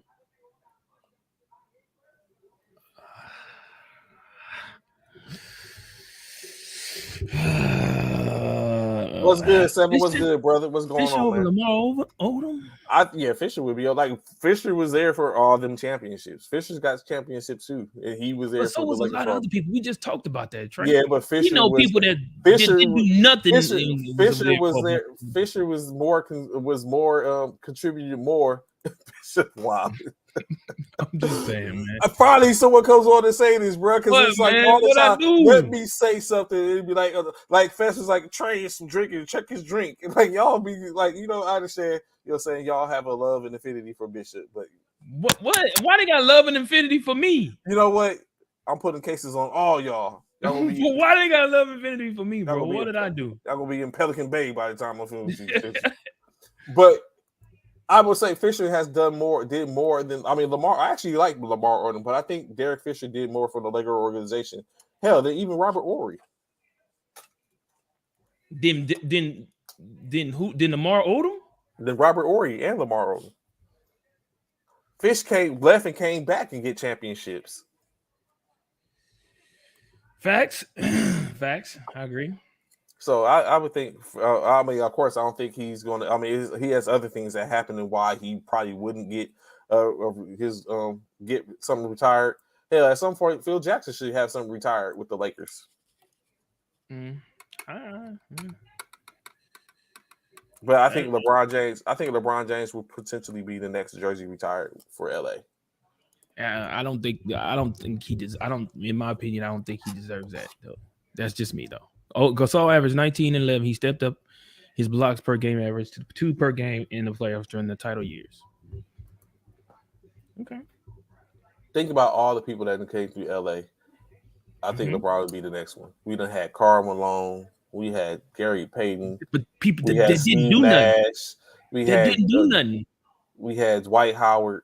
Didn't do Like nothing. I think LeBron is the next man to get his jersey retired by LA when it's all said and done. It's not deserving of that, in my opinion. But I hear you, and it probably will happen, but I don't think it's deserving of that. So, do you think this is deserving? Right. 2 other topics I wanted to cover real quick in the NBA. First and foremost, do you think this is deserving? Just the other day, I heard LeBron James say, "Hey, Oh Lord, I was watching NBA League Pass, and Bronny's better than most of these players." That's exactly what LeBron said. He said he was watching NBA League Pass and said LeBron James is better. bro, that's like, come on, bro. We gonna be completely honest, right? Better than most what players? He's not better. He was watching. Who was he watching? That's the thing. We don't know who he's watching. Teams on the game, just watching players play. We need names, bro. We need names. He says LeVar Ball started the movement. We need of names. course he's not. Of course he isn't going to put the names out there. Who he? Of course he's not. Was so that's why LeBron just need to shut the hell up, because you. Of course you're gonna say that about your own son, but you're not saying LeBron. You're not saying Bronny is better than Ja Morant. Or better than what's his name, Patty Mills. You're not saying he's better. He might be better than Patty Mills, but you're not saying he's better than. You're not saying better than Ja Morant. You're not even saying not those. I think we look at. I think he's. Yeah, I think he's looking at other players. Tatum's. Like, of course, he's not. I don't think he's saying really better naming than 6 to maybe 7, 8 players that's down on the bench, but you're not naming them nobody that's like in the limelight. The best to see Eric Canyon at high school. That part, bro. So, like, but what's interesting is LeBron says that, and 2 days later, his son goes from 4-star to 5-star. So now his son is a 5-star recruit.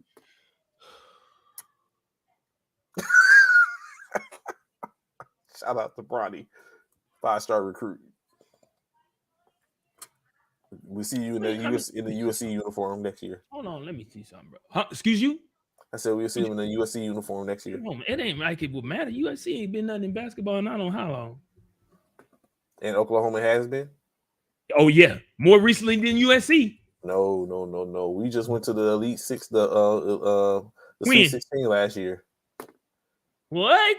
Last year? Yeah, last year. That's the most recent. You can't get no more recent than that.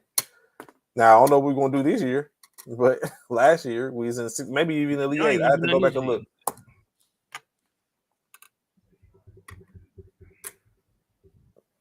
As of February 2023, LeBron James was averaging 13.5 points a game, 5.5 rebounds, 2.7 assists, and almost 2 steals, 1.8 steals per game.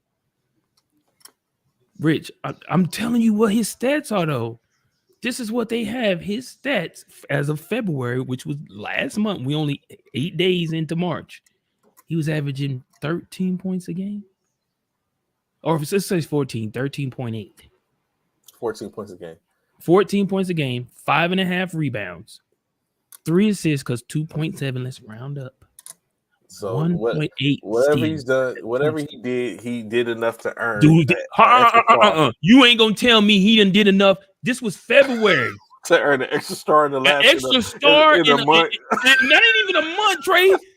That ain't even a month. That was like a week ago. A week and a half ago. I'll give you 2 he did enough to get. He pulled the Bobby Smurder. Oh, okay, Rich. We can go. So we talk about 2 weeks ago, he done did enough to get a whole nother star. So he must have went up to 25 points a game, 8 rebounds, 5, 6, 7 assists, and at least 3 to 4 steals in that 2-week span. Because how do you earn another star with those stats? How you earn? Trey, you just heard me read the stats. Is that 4-star caliber stat? That's been the thing. No. It's like they already said how he get the 4-star. They don't even know how he got on Team USA. In your opinion, is that 4-star stats? What I just told you, 4-star stats in high school. Is that 4-star stats? No, I don't think so. Thank you. Oh, and he ain't but 6'2". I thought he was taller than that. No, you know his brother is the one who got his dad's height. Oh, he ain't but 6'2". Yeah, he's a point guard, shooting guard. I did not know he was only 6'2". I thought he was way taller than that. Bro,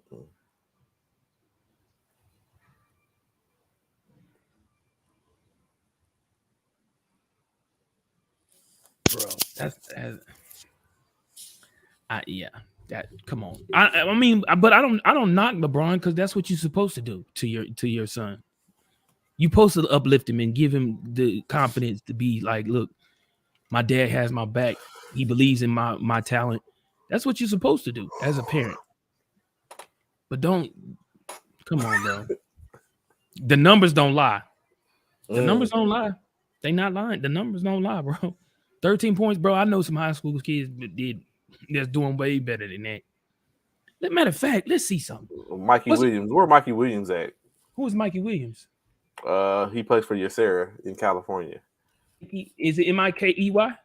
M-I-C-K-E-Y or what is it? M-I-K-E-Y. M-I-K-E-Y. Williams. Oh, there he did pull up. Is he a 5-star? I don't think so. No. But Mikey Williams been on the scene for like 2 or 3 years. He was out there before. They're in the same draft class, same graduating class, but no, hell no. You say this dude is averaging 48 points a game. Mikey Williams get it, bro. Mikey Williams ain't no punk. He's been, like I said, he's averaging. Hold on, they say he's averaging 48 points a game, 9.7 assists, and 25 rebounds. Mikey Williams is no punk. He's been, like I said, he's been around for a while though. He's been around for like 2 or 3 years. So the talk has been on Mikey Williams for a long time, but supposedly with some stuff that he has some hindrances that are going on that is not giving him his just due. So of course, and then we know Wagner too. The which Wagner is it? The dude out of Camden, New Jersey. DJ Wagner. DJ Wagner. Mm-hmm. Oh yeah, he pulls up quickly, unlike Bronny.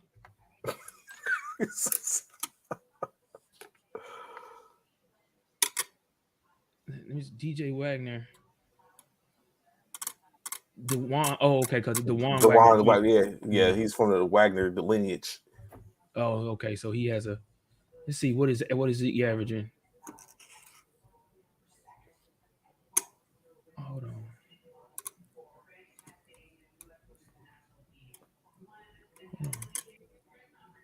on. They won't show me his average though. He's a 6'4" junior guard.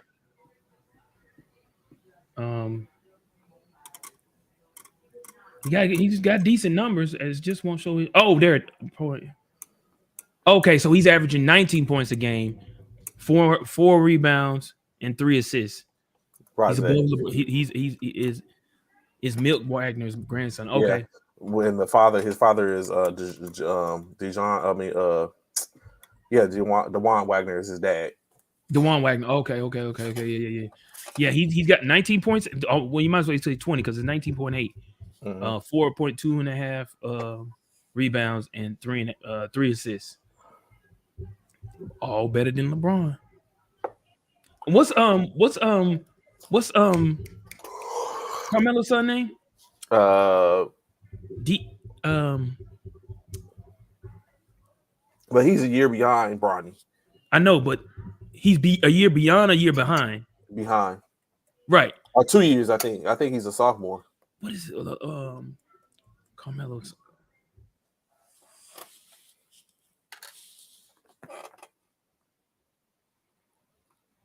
What is his name? Hold on.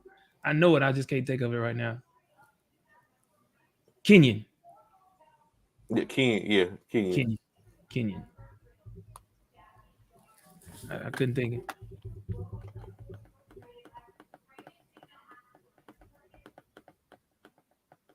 Yeah, 2 years. He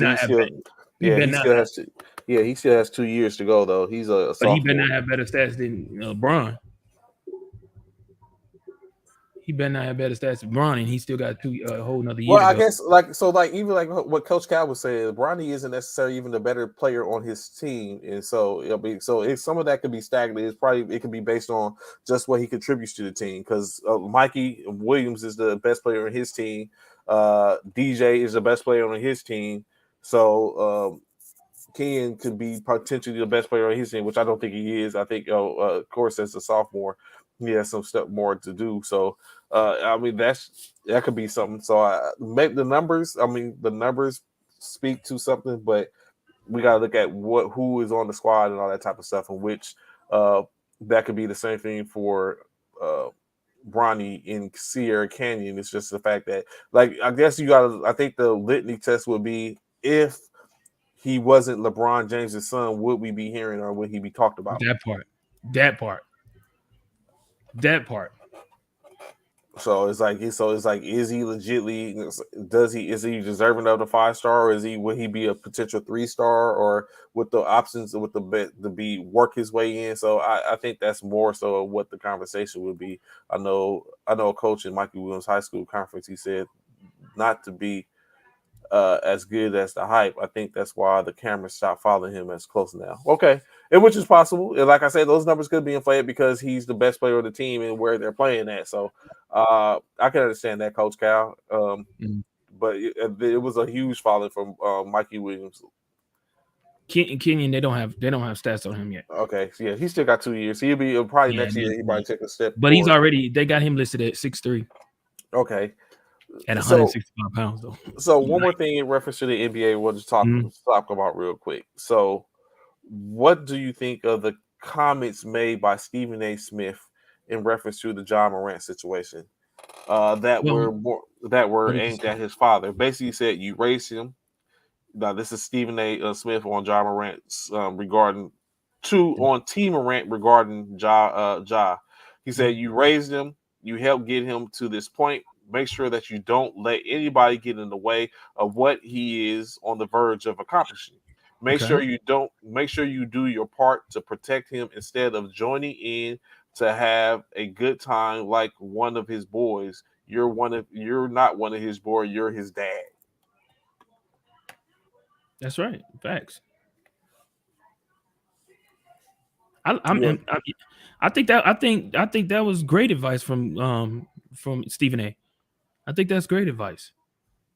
Your son, your sibling, your son, your seed is a reflection of you. We all know that. So when that said, don't get me wrong, certain things your seeds do acquire from outside sources.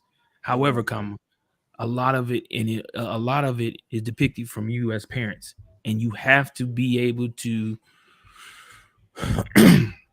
stir your seed, your children in the right direction. And when you see them heading into a direction that isn't forthcoming, that's going to be beneficial for their future, you have to redirect them. And if you're not doing that as a parent, you're failing as a parent.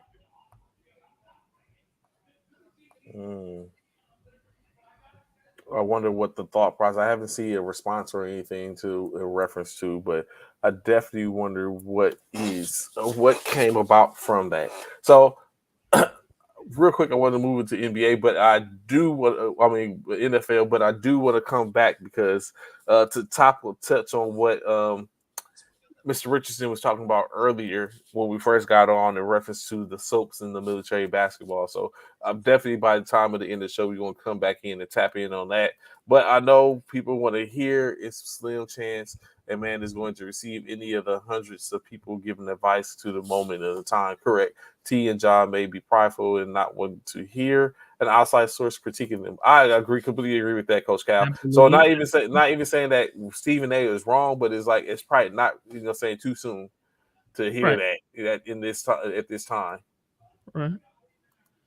But this was directed. That wasn't definitely that was going toward his father, not to him, right? Yeah, it was to his father. But even the father don't want to hear basically that you misled your son and you basically chilling with your son. Sometimes what you don't want to hear is as an NCO. That's like saying as an NCO, and they talk about you out there, playing lollygagging around with the soldiers, and the situation happened. You was with the soldiers and how you was there. And no NCO wants to hear that. They're saying a father doesn't want to hear that, or a parent for the most part doesn't want to hear that at that time. It might not be what you want to hear, but it might be what you need to hear. That's the thing. You have to be able to take corrective criticism about certain things. especially when you're in the league and you're the face of what some people would potentially think will be the face of the league. Thank you, Calvin. Sometimes some people got him being the face of the league once LeBron leaves. So, I mean, it's a hard pill to swallow, but you got to humble yourself and sometimes just take it on the chin and keep moving. So, real quick, in the NFL, there were some signings. Let's get it. Baby. There were some signings yesterday. Yeah, that part. Whether it was a sign, whether it was good or whether it was bad, a contract or a franchise tag. Yeah, there was some signings. So of course we know Danny Dimes gets the money. He gets he gets his money. We know Geno Davis, he gets his money. We know Derek Carr, he gets his money. But Saquon Barkley gets a franchise tag. Lamar Jackson gets a franchise tag. Josh Jacobs get a franchise tag. Tony Pollard gets a franchise tag. Now these cats are sitting out there looking. Look at Cal already in the comments. Tony P going to be at your front door, Eagles fans. Hey, we'll take him too. We sure will. Now, or Josh Jacobs, like they're out there now, like potentially. But who? No, he got franchised. He got franchised too. That's what I'm saying. He's out there too. Okay, yeah. So basically, now what we're looking at is what we're talking about with these franchise tags is what team is going to give up 2 first-round picks. Who's going to give up 2 first-round picks for these players? Or is any of these players worth 2 first-round picks in your opinion? Yes. Lamar is. You think Lamar is? Mm-hmm. But what team is going to do that? Any Who team. you think is going after? I know everyone keeps on connecting with Atlanta. Any team. At this point, who are you trying to go to at this point? What's his name said it this morning? Any team that needs a quarterback. What's his name? What's the boy that used to play with the Steelers? Oh, you talking about Ryan Clark. Ryan Clark. Yeah. Any team that needs a quarterback. Any team, including the Jets. Yes, the Jets is a team that needs a quarterback. Yeah. Yep. It's only about 14 teams. Right. Only that's a lot. That's half the. There's 14 teams that can use a quarterback that he can use his services. One even being the San Francisco 49ers. So it's so. This right here. What if that popped up? Lamar Jackson signed to the San Francisco 49ers. Another one. So what would you say about that? Derek. Do you think that's the situation? So this is going to start getting juicy because next week the NFL free agency season starts. The new year for the NFL starts next week. Yes, sir. Derek Henry being shopped around. Lamar Jackson being dangled. Who else? It's another. Supposedly DeAndre Hopkins out there. Like, what is really going on? First and foremost, let's keep it to with that. Geno got his money. Yeah, he's staying in Seattle. Yeah, Geno got his money. He's staying in Seattle. Yeah, Geno got paid. Daniel Jones, $40 million for 4 years, $40 million a year for 4 years. $160 million for 4 years. Yeah, but but he's basically $40 million. So he became a $40 million quarterback. Derek Carr's a $30 million quarterback, but Derek Carr's got a lot of money coming to him, guaranteed $100 million guaranteed over the course of the contract, but 150 was what he signed. So basically, he's $30 million plus. He's going to make $60 million this year guaranteed. So you have that. Who else? Who just signed yesterday? Oh, Geno Smith. He signed. Yep. He $25 million a year. Mm-hmm. And then you start looking at people. Derrick Henry shopped around. DeAndre Hopkins shopped around. Jalen Ramsey shopped around. Yeah. He sees as Vic is better personal life. So I wonder where at this point, who are you talking to if you're Lamar Jackson? Anybody. You going to everybody, all 15 teams, 16 anybody. Teams, all 14. I'm giving everybody an opportunity to give me what I'm looking for in in years and money. Yep. I'm going to any one of them teams. I sure am. You know I'm what? looking at all. You know what I'm looking looking at at, Bishop? What are I'm you looking at? the fact that the 49ers gave up 3 draft picks. First round picks. Yep. First round picks for Trey Lance when 2 years later they could be giving up 2 first round picks from Lamar Jackson. That is true. Could you imagine Lamar Jackson with Deebo Samuels, Brandon Ayuk? Nope, I sure can't. I sure can't. Nope. I'm glad Christian McCaffrey. I'm sure I'm glad I don't have to worry about that. Well, we don't know yet. It's still possible. Oh yeah, no. Y'all not finna get y'all not finna get Lamar. Stop it, bro. Just to friendly reminder, y'all, just so y'all know what has happened within the last, let's say, 13 months. I am quarterbacks. And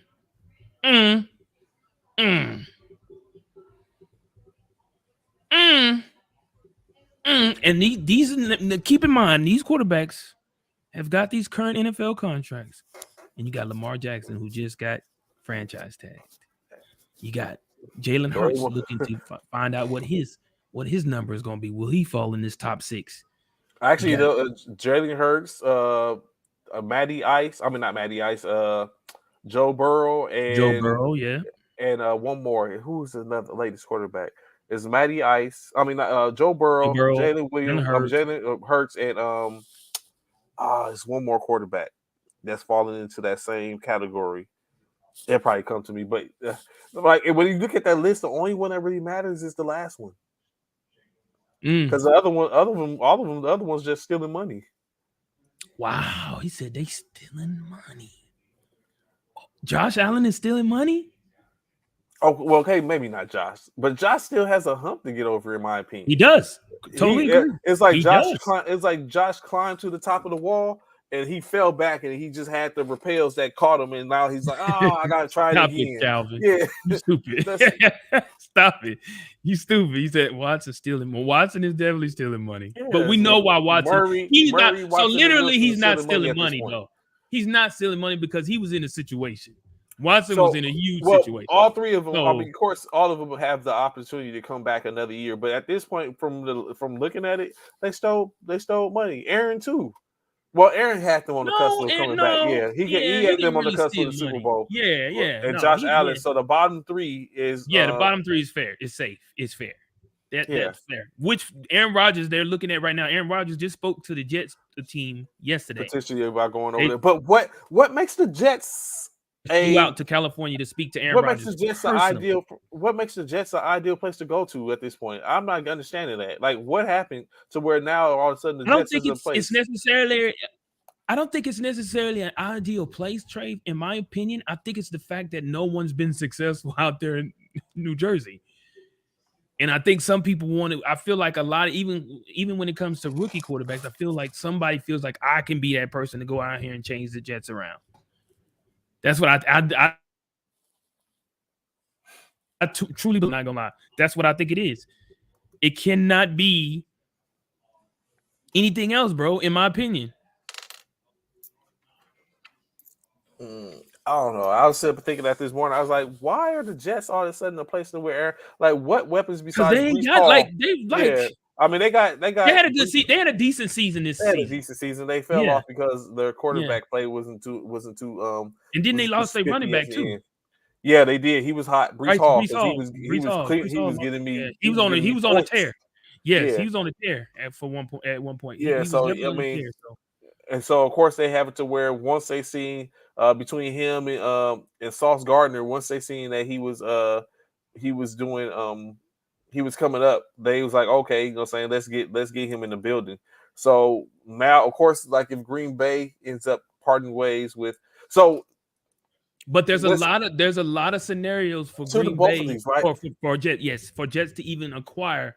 So they were saying earlier, before you go out there, because everybody was all excited. They got to be able to be on the salary cap. That too. But a lot of people, they were saying earlier today that before y'all go out there and buy y'all Aaron Rodgers jersey, Jets jersey, and try and go purchase a jersey for Aaron Rodgers, just because everybody heard that the Jets went and visited Aaron Rodgers out there in California where he lives. There's a lot of scenarios for Aaron Rodgers. For one, the Jets got to match whatever it is Green Bay's willing to offer them, which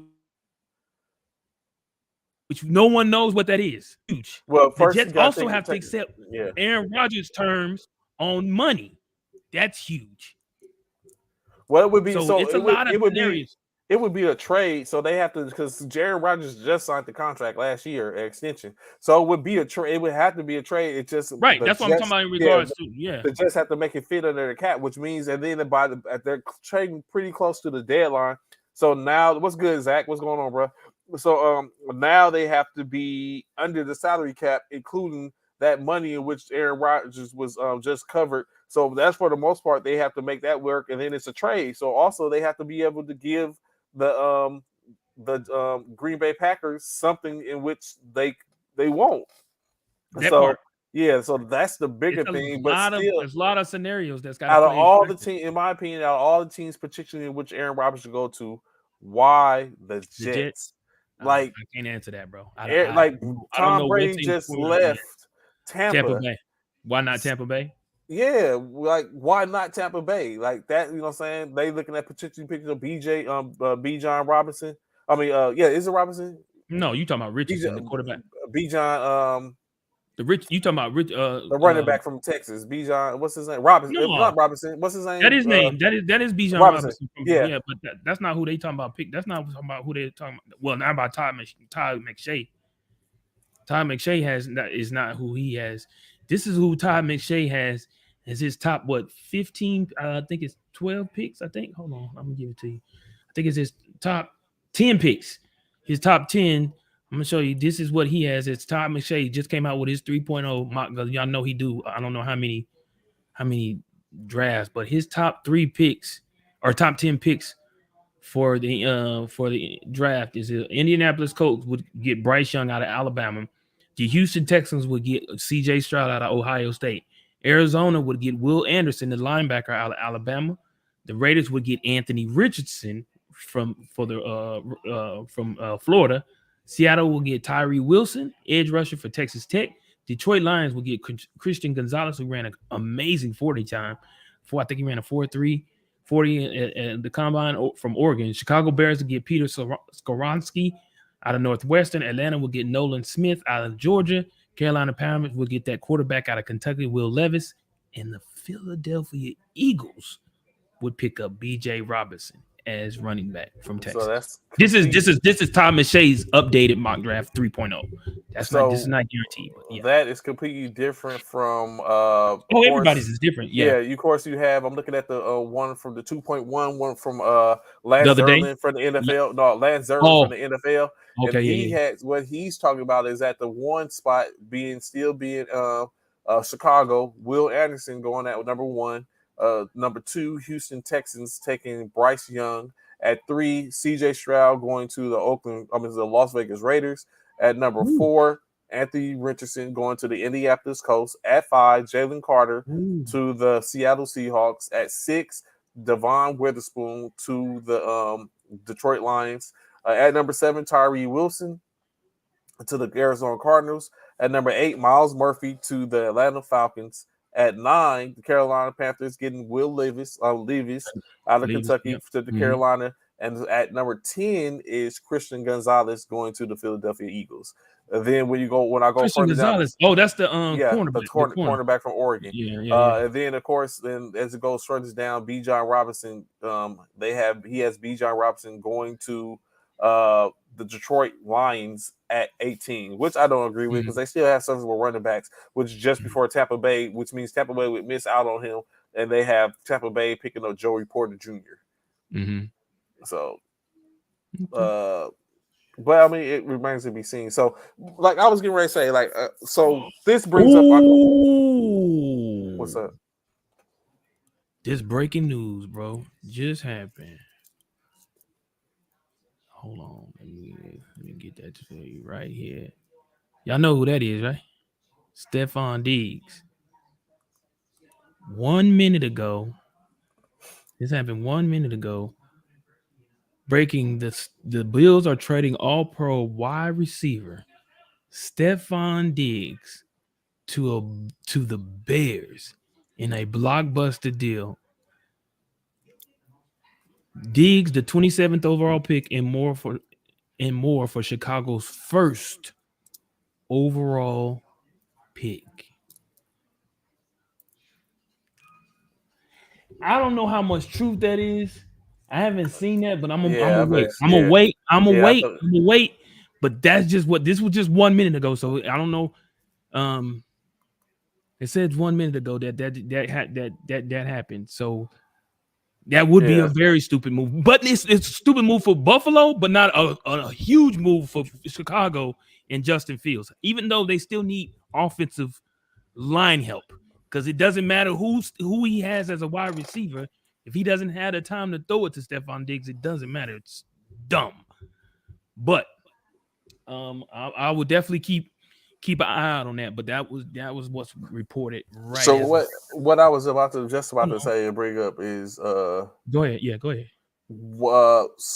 So will you say, or what you say when we talk about this situation where we got Aaron Rodgers giving the permission to go talk to Aaron Rodgers giving permission to go talk to Green Bay, to the Jets, and now Lamar Jackson is given is basically a franchise tag player, but he was the exclusive franchise tag was played on it. It was just a non-exclusive where he gets opportunity to still talk to teams and decide whether or not they're going to match the contract, or if they're going to allow the person to walk to get two first round draft picks.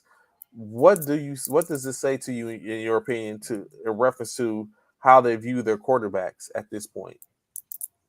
Is it business, or is it always business? Is it chess, not checkers? Like, what is the strategy? What would be your strategy at this point if you couldn't come to terms?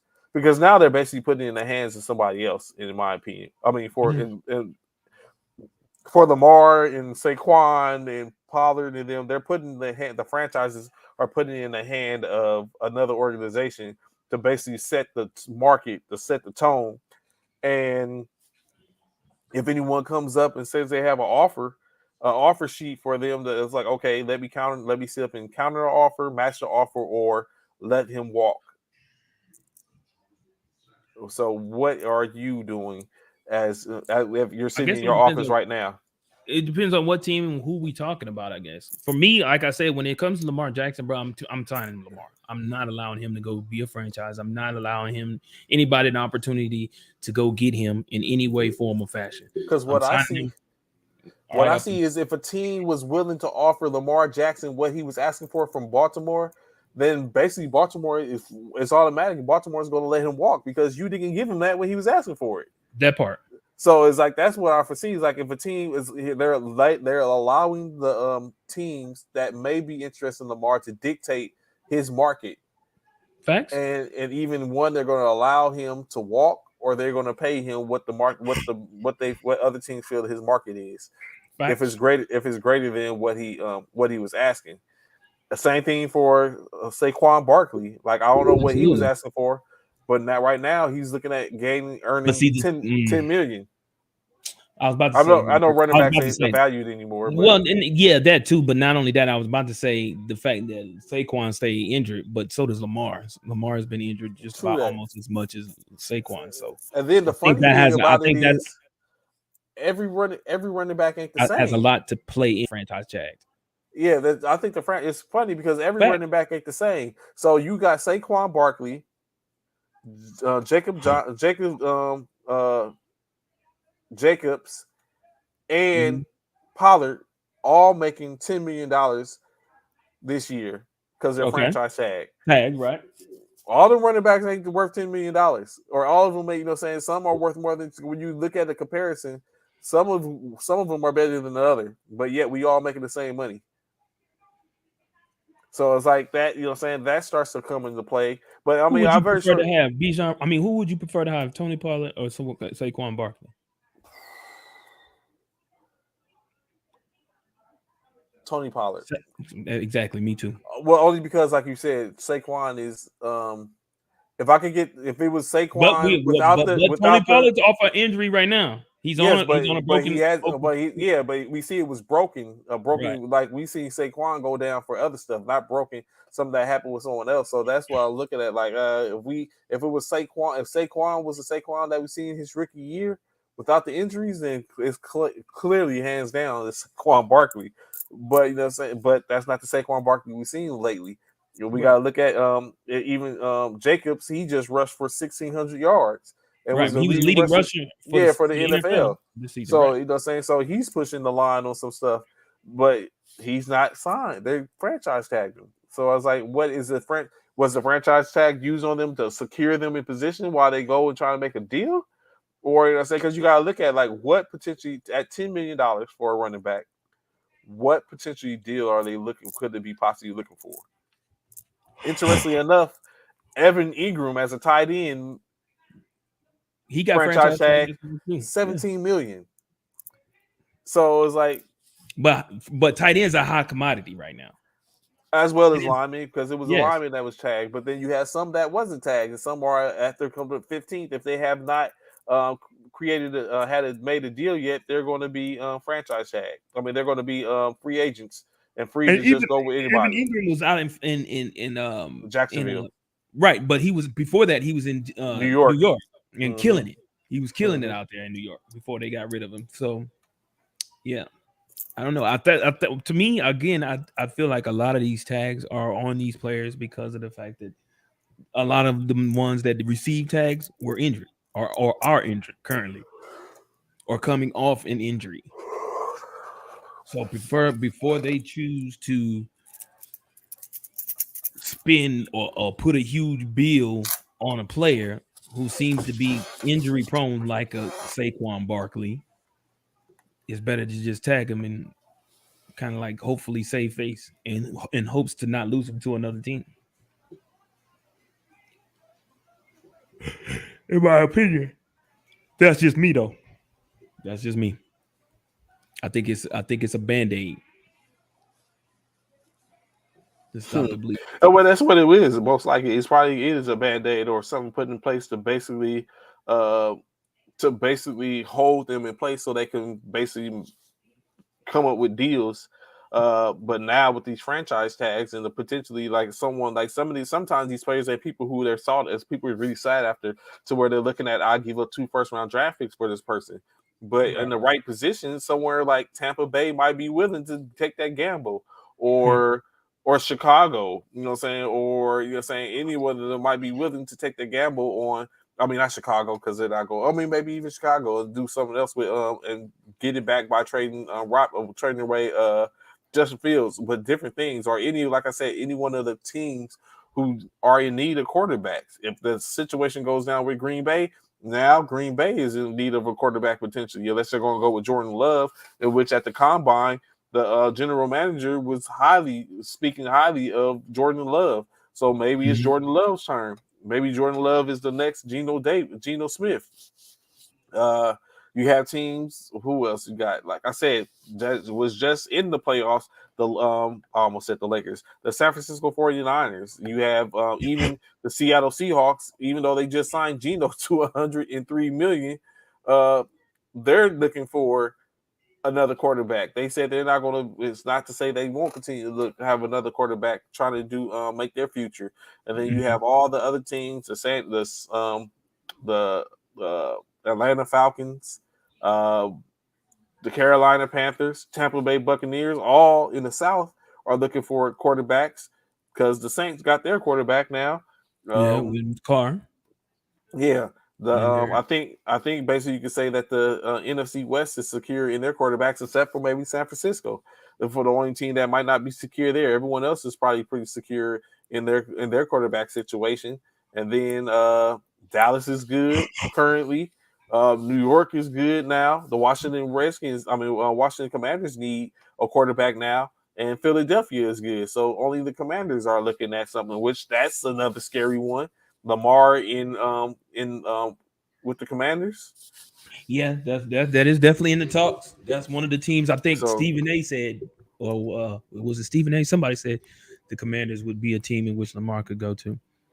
Yeah, so that's so that and then and like I said, and then to finish it up in the other team division in that was 1, 2, 3 divisions. That the last team is or the last division. Who is the last division? North, South. Oh my God. Well, Green Bay. Green Bay could potentially you might like be this, spot. Trey. What's that? You probably gonna like this. But anywho, this is some LBJ type stuff, bro. Like, man, stop it, bro.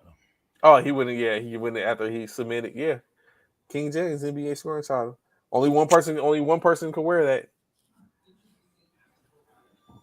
Only one person could don that, could sport that. It is what it is. It goes down. That's how it goes down. No, it does not go down. That's not how it go down. Stop it. That ain't even worth. That ain't. Why do you need a chain? You got an award. What do you need a chain for? He's gonna do.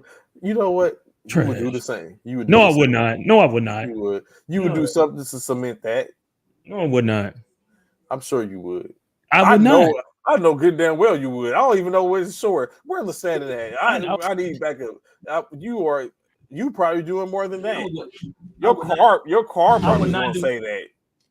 I would not even do nothing of the sort, bro. Your license plate would say. Your license plate would say. Like why would I do something like that? See, I was about to see exactly. I was about to say your license plate would be say number 1 NBA scorer.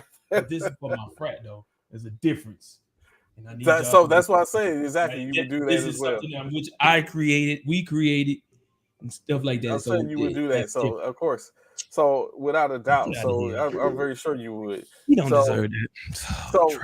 So real quick, because I know we're about to get up out of here, man. So Mike Richardson jumped on earlier and was tapping in when he came and said something about the military basketball soaps. So not too far on it, but yeah, soaps, because there's a situation currently going on to where there has been some decisions made by some players in the military basketball community. Okay. Well, some decision has been made by the military basketball community. No, players in the community. So players. I'm not quoting anything, but I think what it is I see is that there has been a decision made amongst some of the players or all the players that played on the All Army basketball team. That they're deciding not to compete in any tournaments or anything this year. So those players, so that would bring up maybe the basketball, the upcoming tournament potentially, and maybe even some of their other tournaments, if I'm correct. I'm not sure. I was reading last night over some comments that I seen to where it was stated. So I'm not 100% sure if it was like one player that basically was just putting it out there to let it be known, because they tagged some players as well. So now that might be a situation to where some of the top players will not be. And so I'm not sure. I don't think it's because of the rules or anything like that. I don't think it's that. So of course so there's more to be said, or just for me to take a little more look at it. I might talk directly. I'm not putting out any names specifically, but I'm just I might talk to that individual directly, get a complete understanding, and make sure that I'm clear on it. And then if our show that we have for tomorrow, I got to send that message out today to see how many we can get from those people from that last message that we got. How many of them we can get on, and maybe they'll have a little more insight into it as we continue the conversation of the state of the military basketball with a couple of more people want to get in. Of course, like I said, we're going to get the ladies on sometime in this near future to talk so they can give their piece. But yeah, so that's interesting. As I commenting back and forth with that player, I was like, hey man, I was like, I guess, if it's got a stance here, I was like, if you got to take a stance, I guess this is how you do it. to get people to listen or hear if that's the case. So, but I will tap in with that person to make sure I understand fully and clearly, so I don't put anything out there, or don't want to be a person to stir, not trying to stir anything, just saying giving information as I hear it or what I interpret it. But I will sit up and we'll get the real and find out just enough so that way we can speak on it. We're not trying to get stir no pots or anything like that, but just enough to speak on it to where maybe again it starts some conversations to getting some stuff done. But if it's ain't completely and utterly at, because what the insight is, we want to play basketball. That's what I got. Insight is we want to play basketball. So right. The politics of it is what is starting to seemingly starting to chap people's hide. So what you're calling it politics. So of course we get bits and pieces of it, but only the insiders really know. So if it's politics being played, then this is what's starting to do the product they're putting out. So, but of course, we hope to have more information on it and be tapped into that. So, more to come possibly. In any case, please, we greatly appreciate y'all rocking it with us this morning. To all Anthony Prices, the Fest, all those that tapped in with us this morning. Calvin, Nate, Zach, Don, Jaquan, all y'all saying greatly appreciate y'all. Knief, Alonzo, Drunk, LaStanton. Y'all know where to find us. 09 to 1100 Central Standard Time. Monday through Fridays. Never know what you're going to potentially get, what we're going to be talking about, how we're going to be tapped in, but it will be entertaining or insightful. In any case, we look forward to seeing y'all tomorrow. Of course, y'all know Thursday. We've got 2 more days in this week. There's more to come. March Madness is on its way. These boxing bouts is about to be crazy. Oh yeah, you talking about Roy Jones Jr. versus Mike Tyson? Did you see that? No, I didn't see that. What? Oh yeah, Roy Jones Jr. supposed to be fighting Mike Tyson. It's an exhibition and fight. Oh, get the hell out of here! No one wants to see that. Yep, that's about to take place. But I know Garcia about to take place with Devontae Davis. Yeah. Oh yeah. That's gonna be a good one. Yes, sir. So, like I said, greatly appreciate y'all rocking with us. Bishop, any last words before we get up out of here, bro? Yeah, man. Y'all have a great hump day. Enjoy it. Be safe. Have an amazing Wednesday. Be thankful. Bless someone. Hug someone. Love on someone. Because everybody is deserving of that, no matter what. Have a great week, Wednesday, and we'll definitely catch y'all on the flip at the next first formation. There it is, right there, live pay-per-view, Tyson versus Jones, November the 28th, exhibitionary fight. So 1.2 million pay. Oh, I'm sorry, that wasn't it. Disregard. Anyway, y'all have a great Wednesday. We'll holler back at y'all. Y'all be safe, and we'll catch y'all on the flip. Cyro 5 Military Fraternity Incorporated. Y'all be easy. Peace.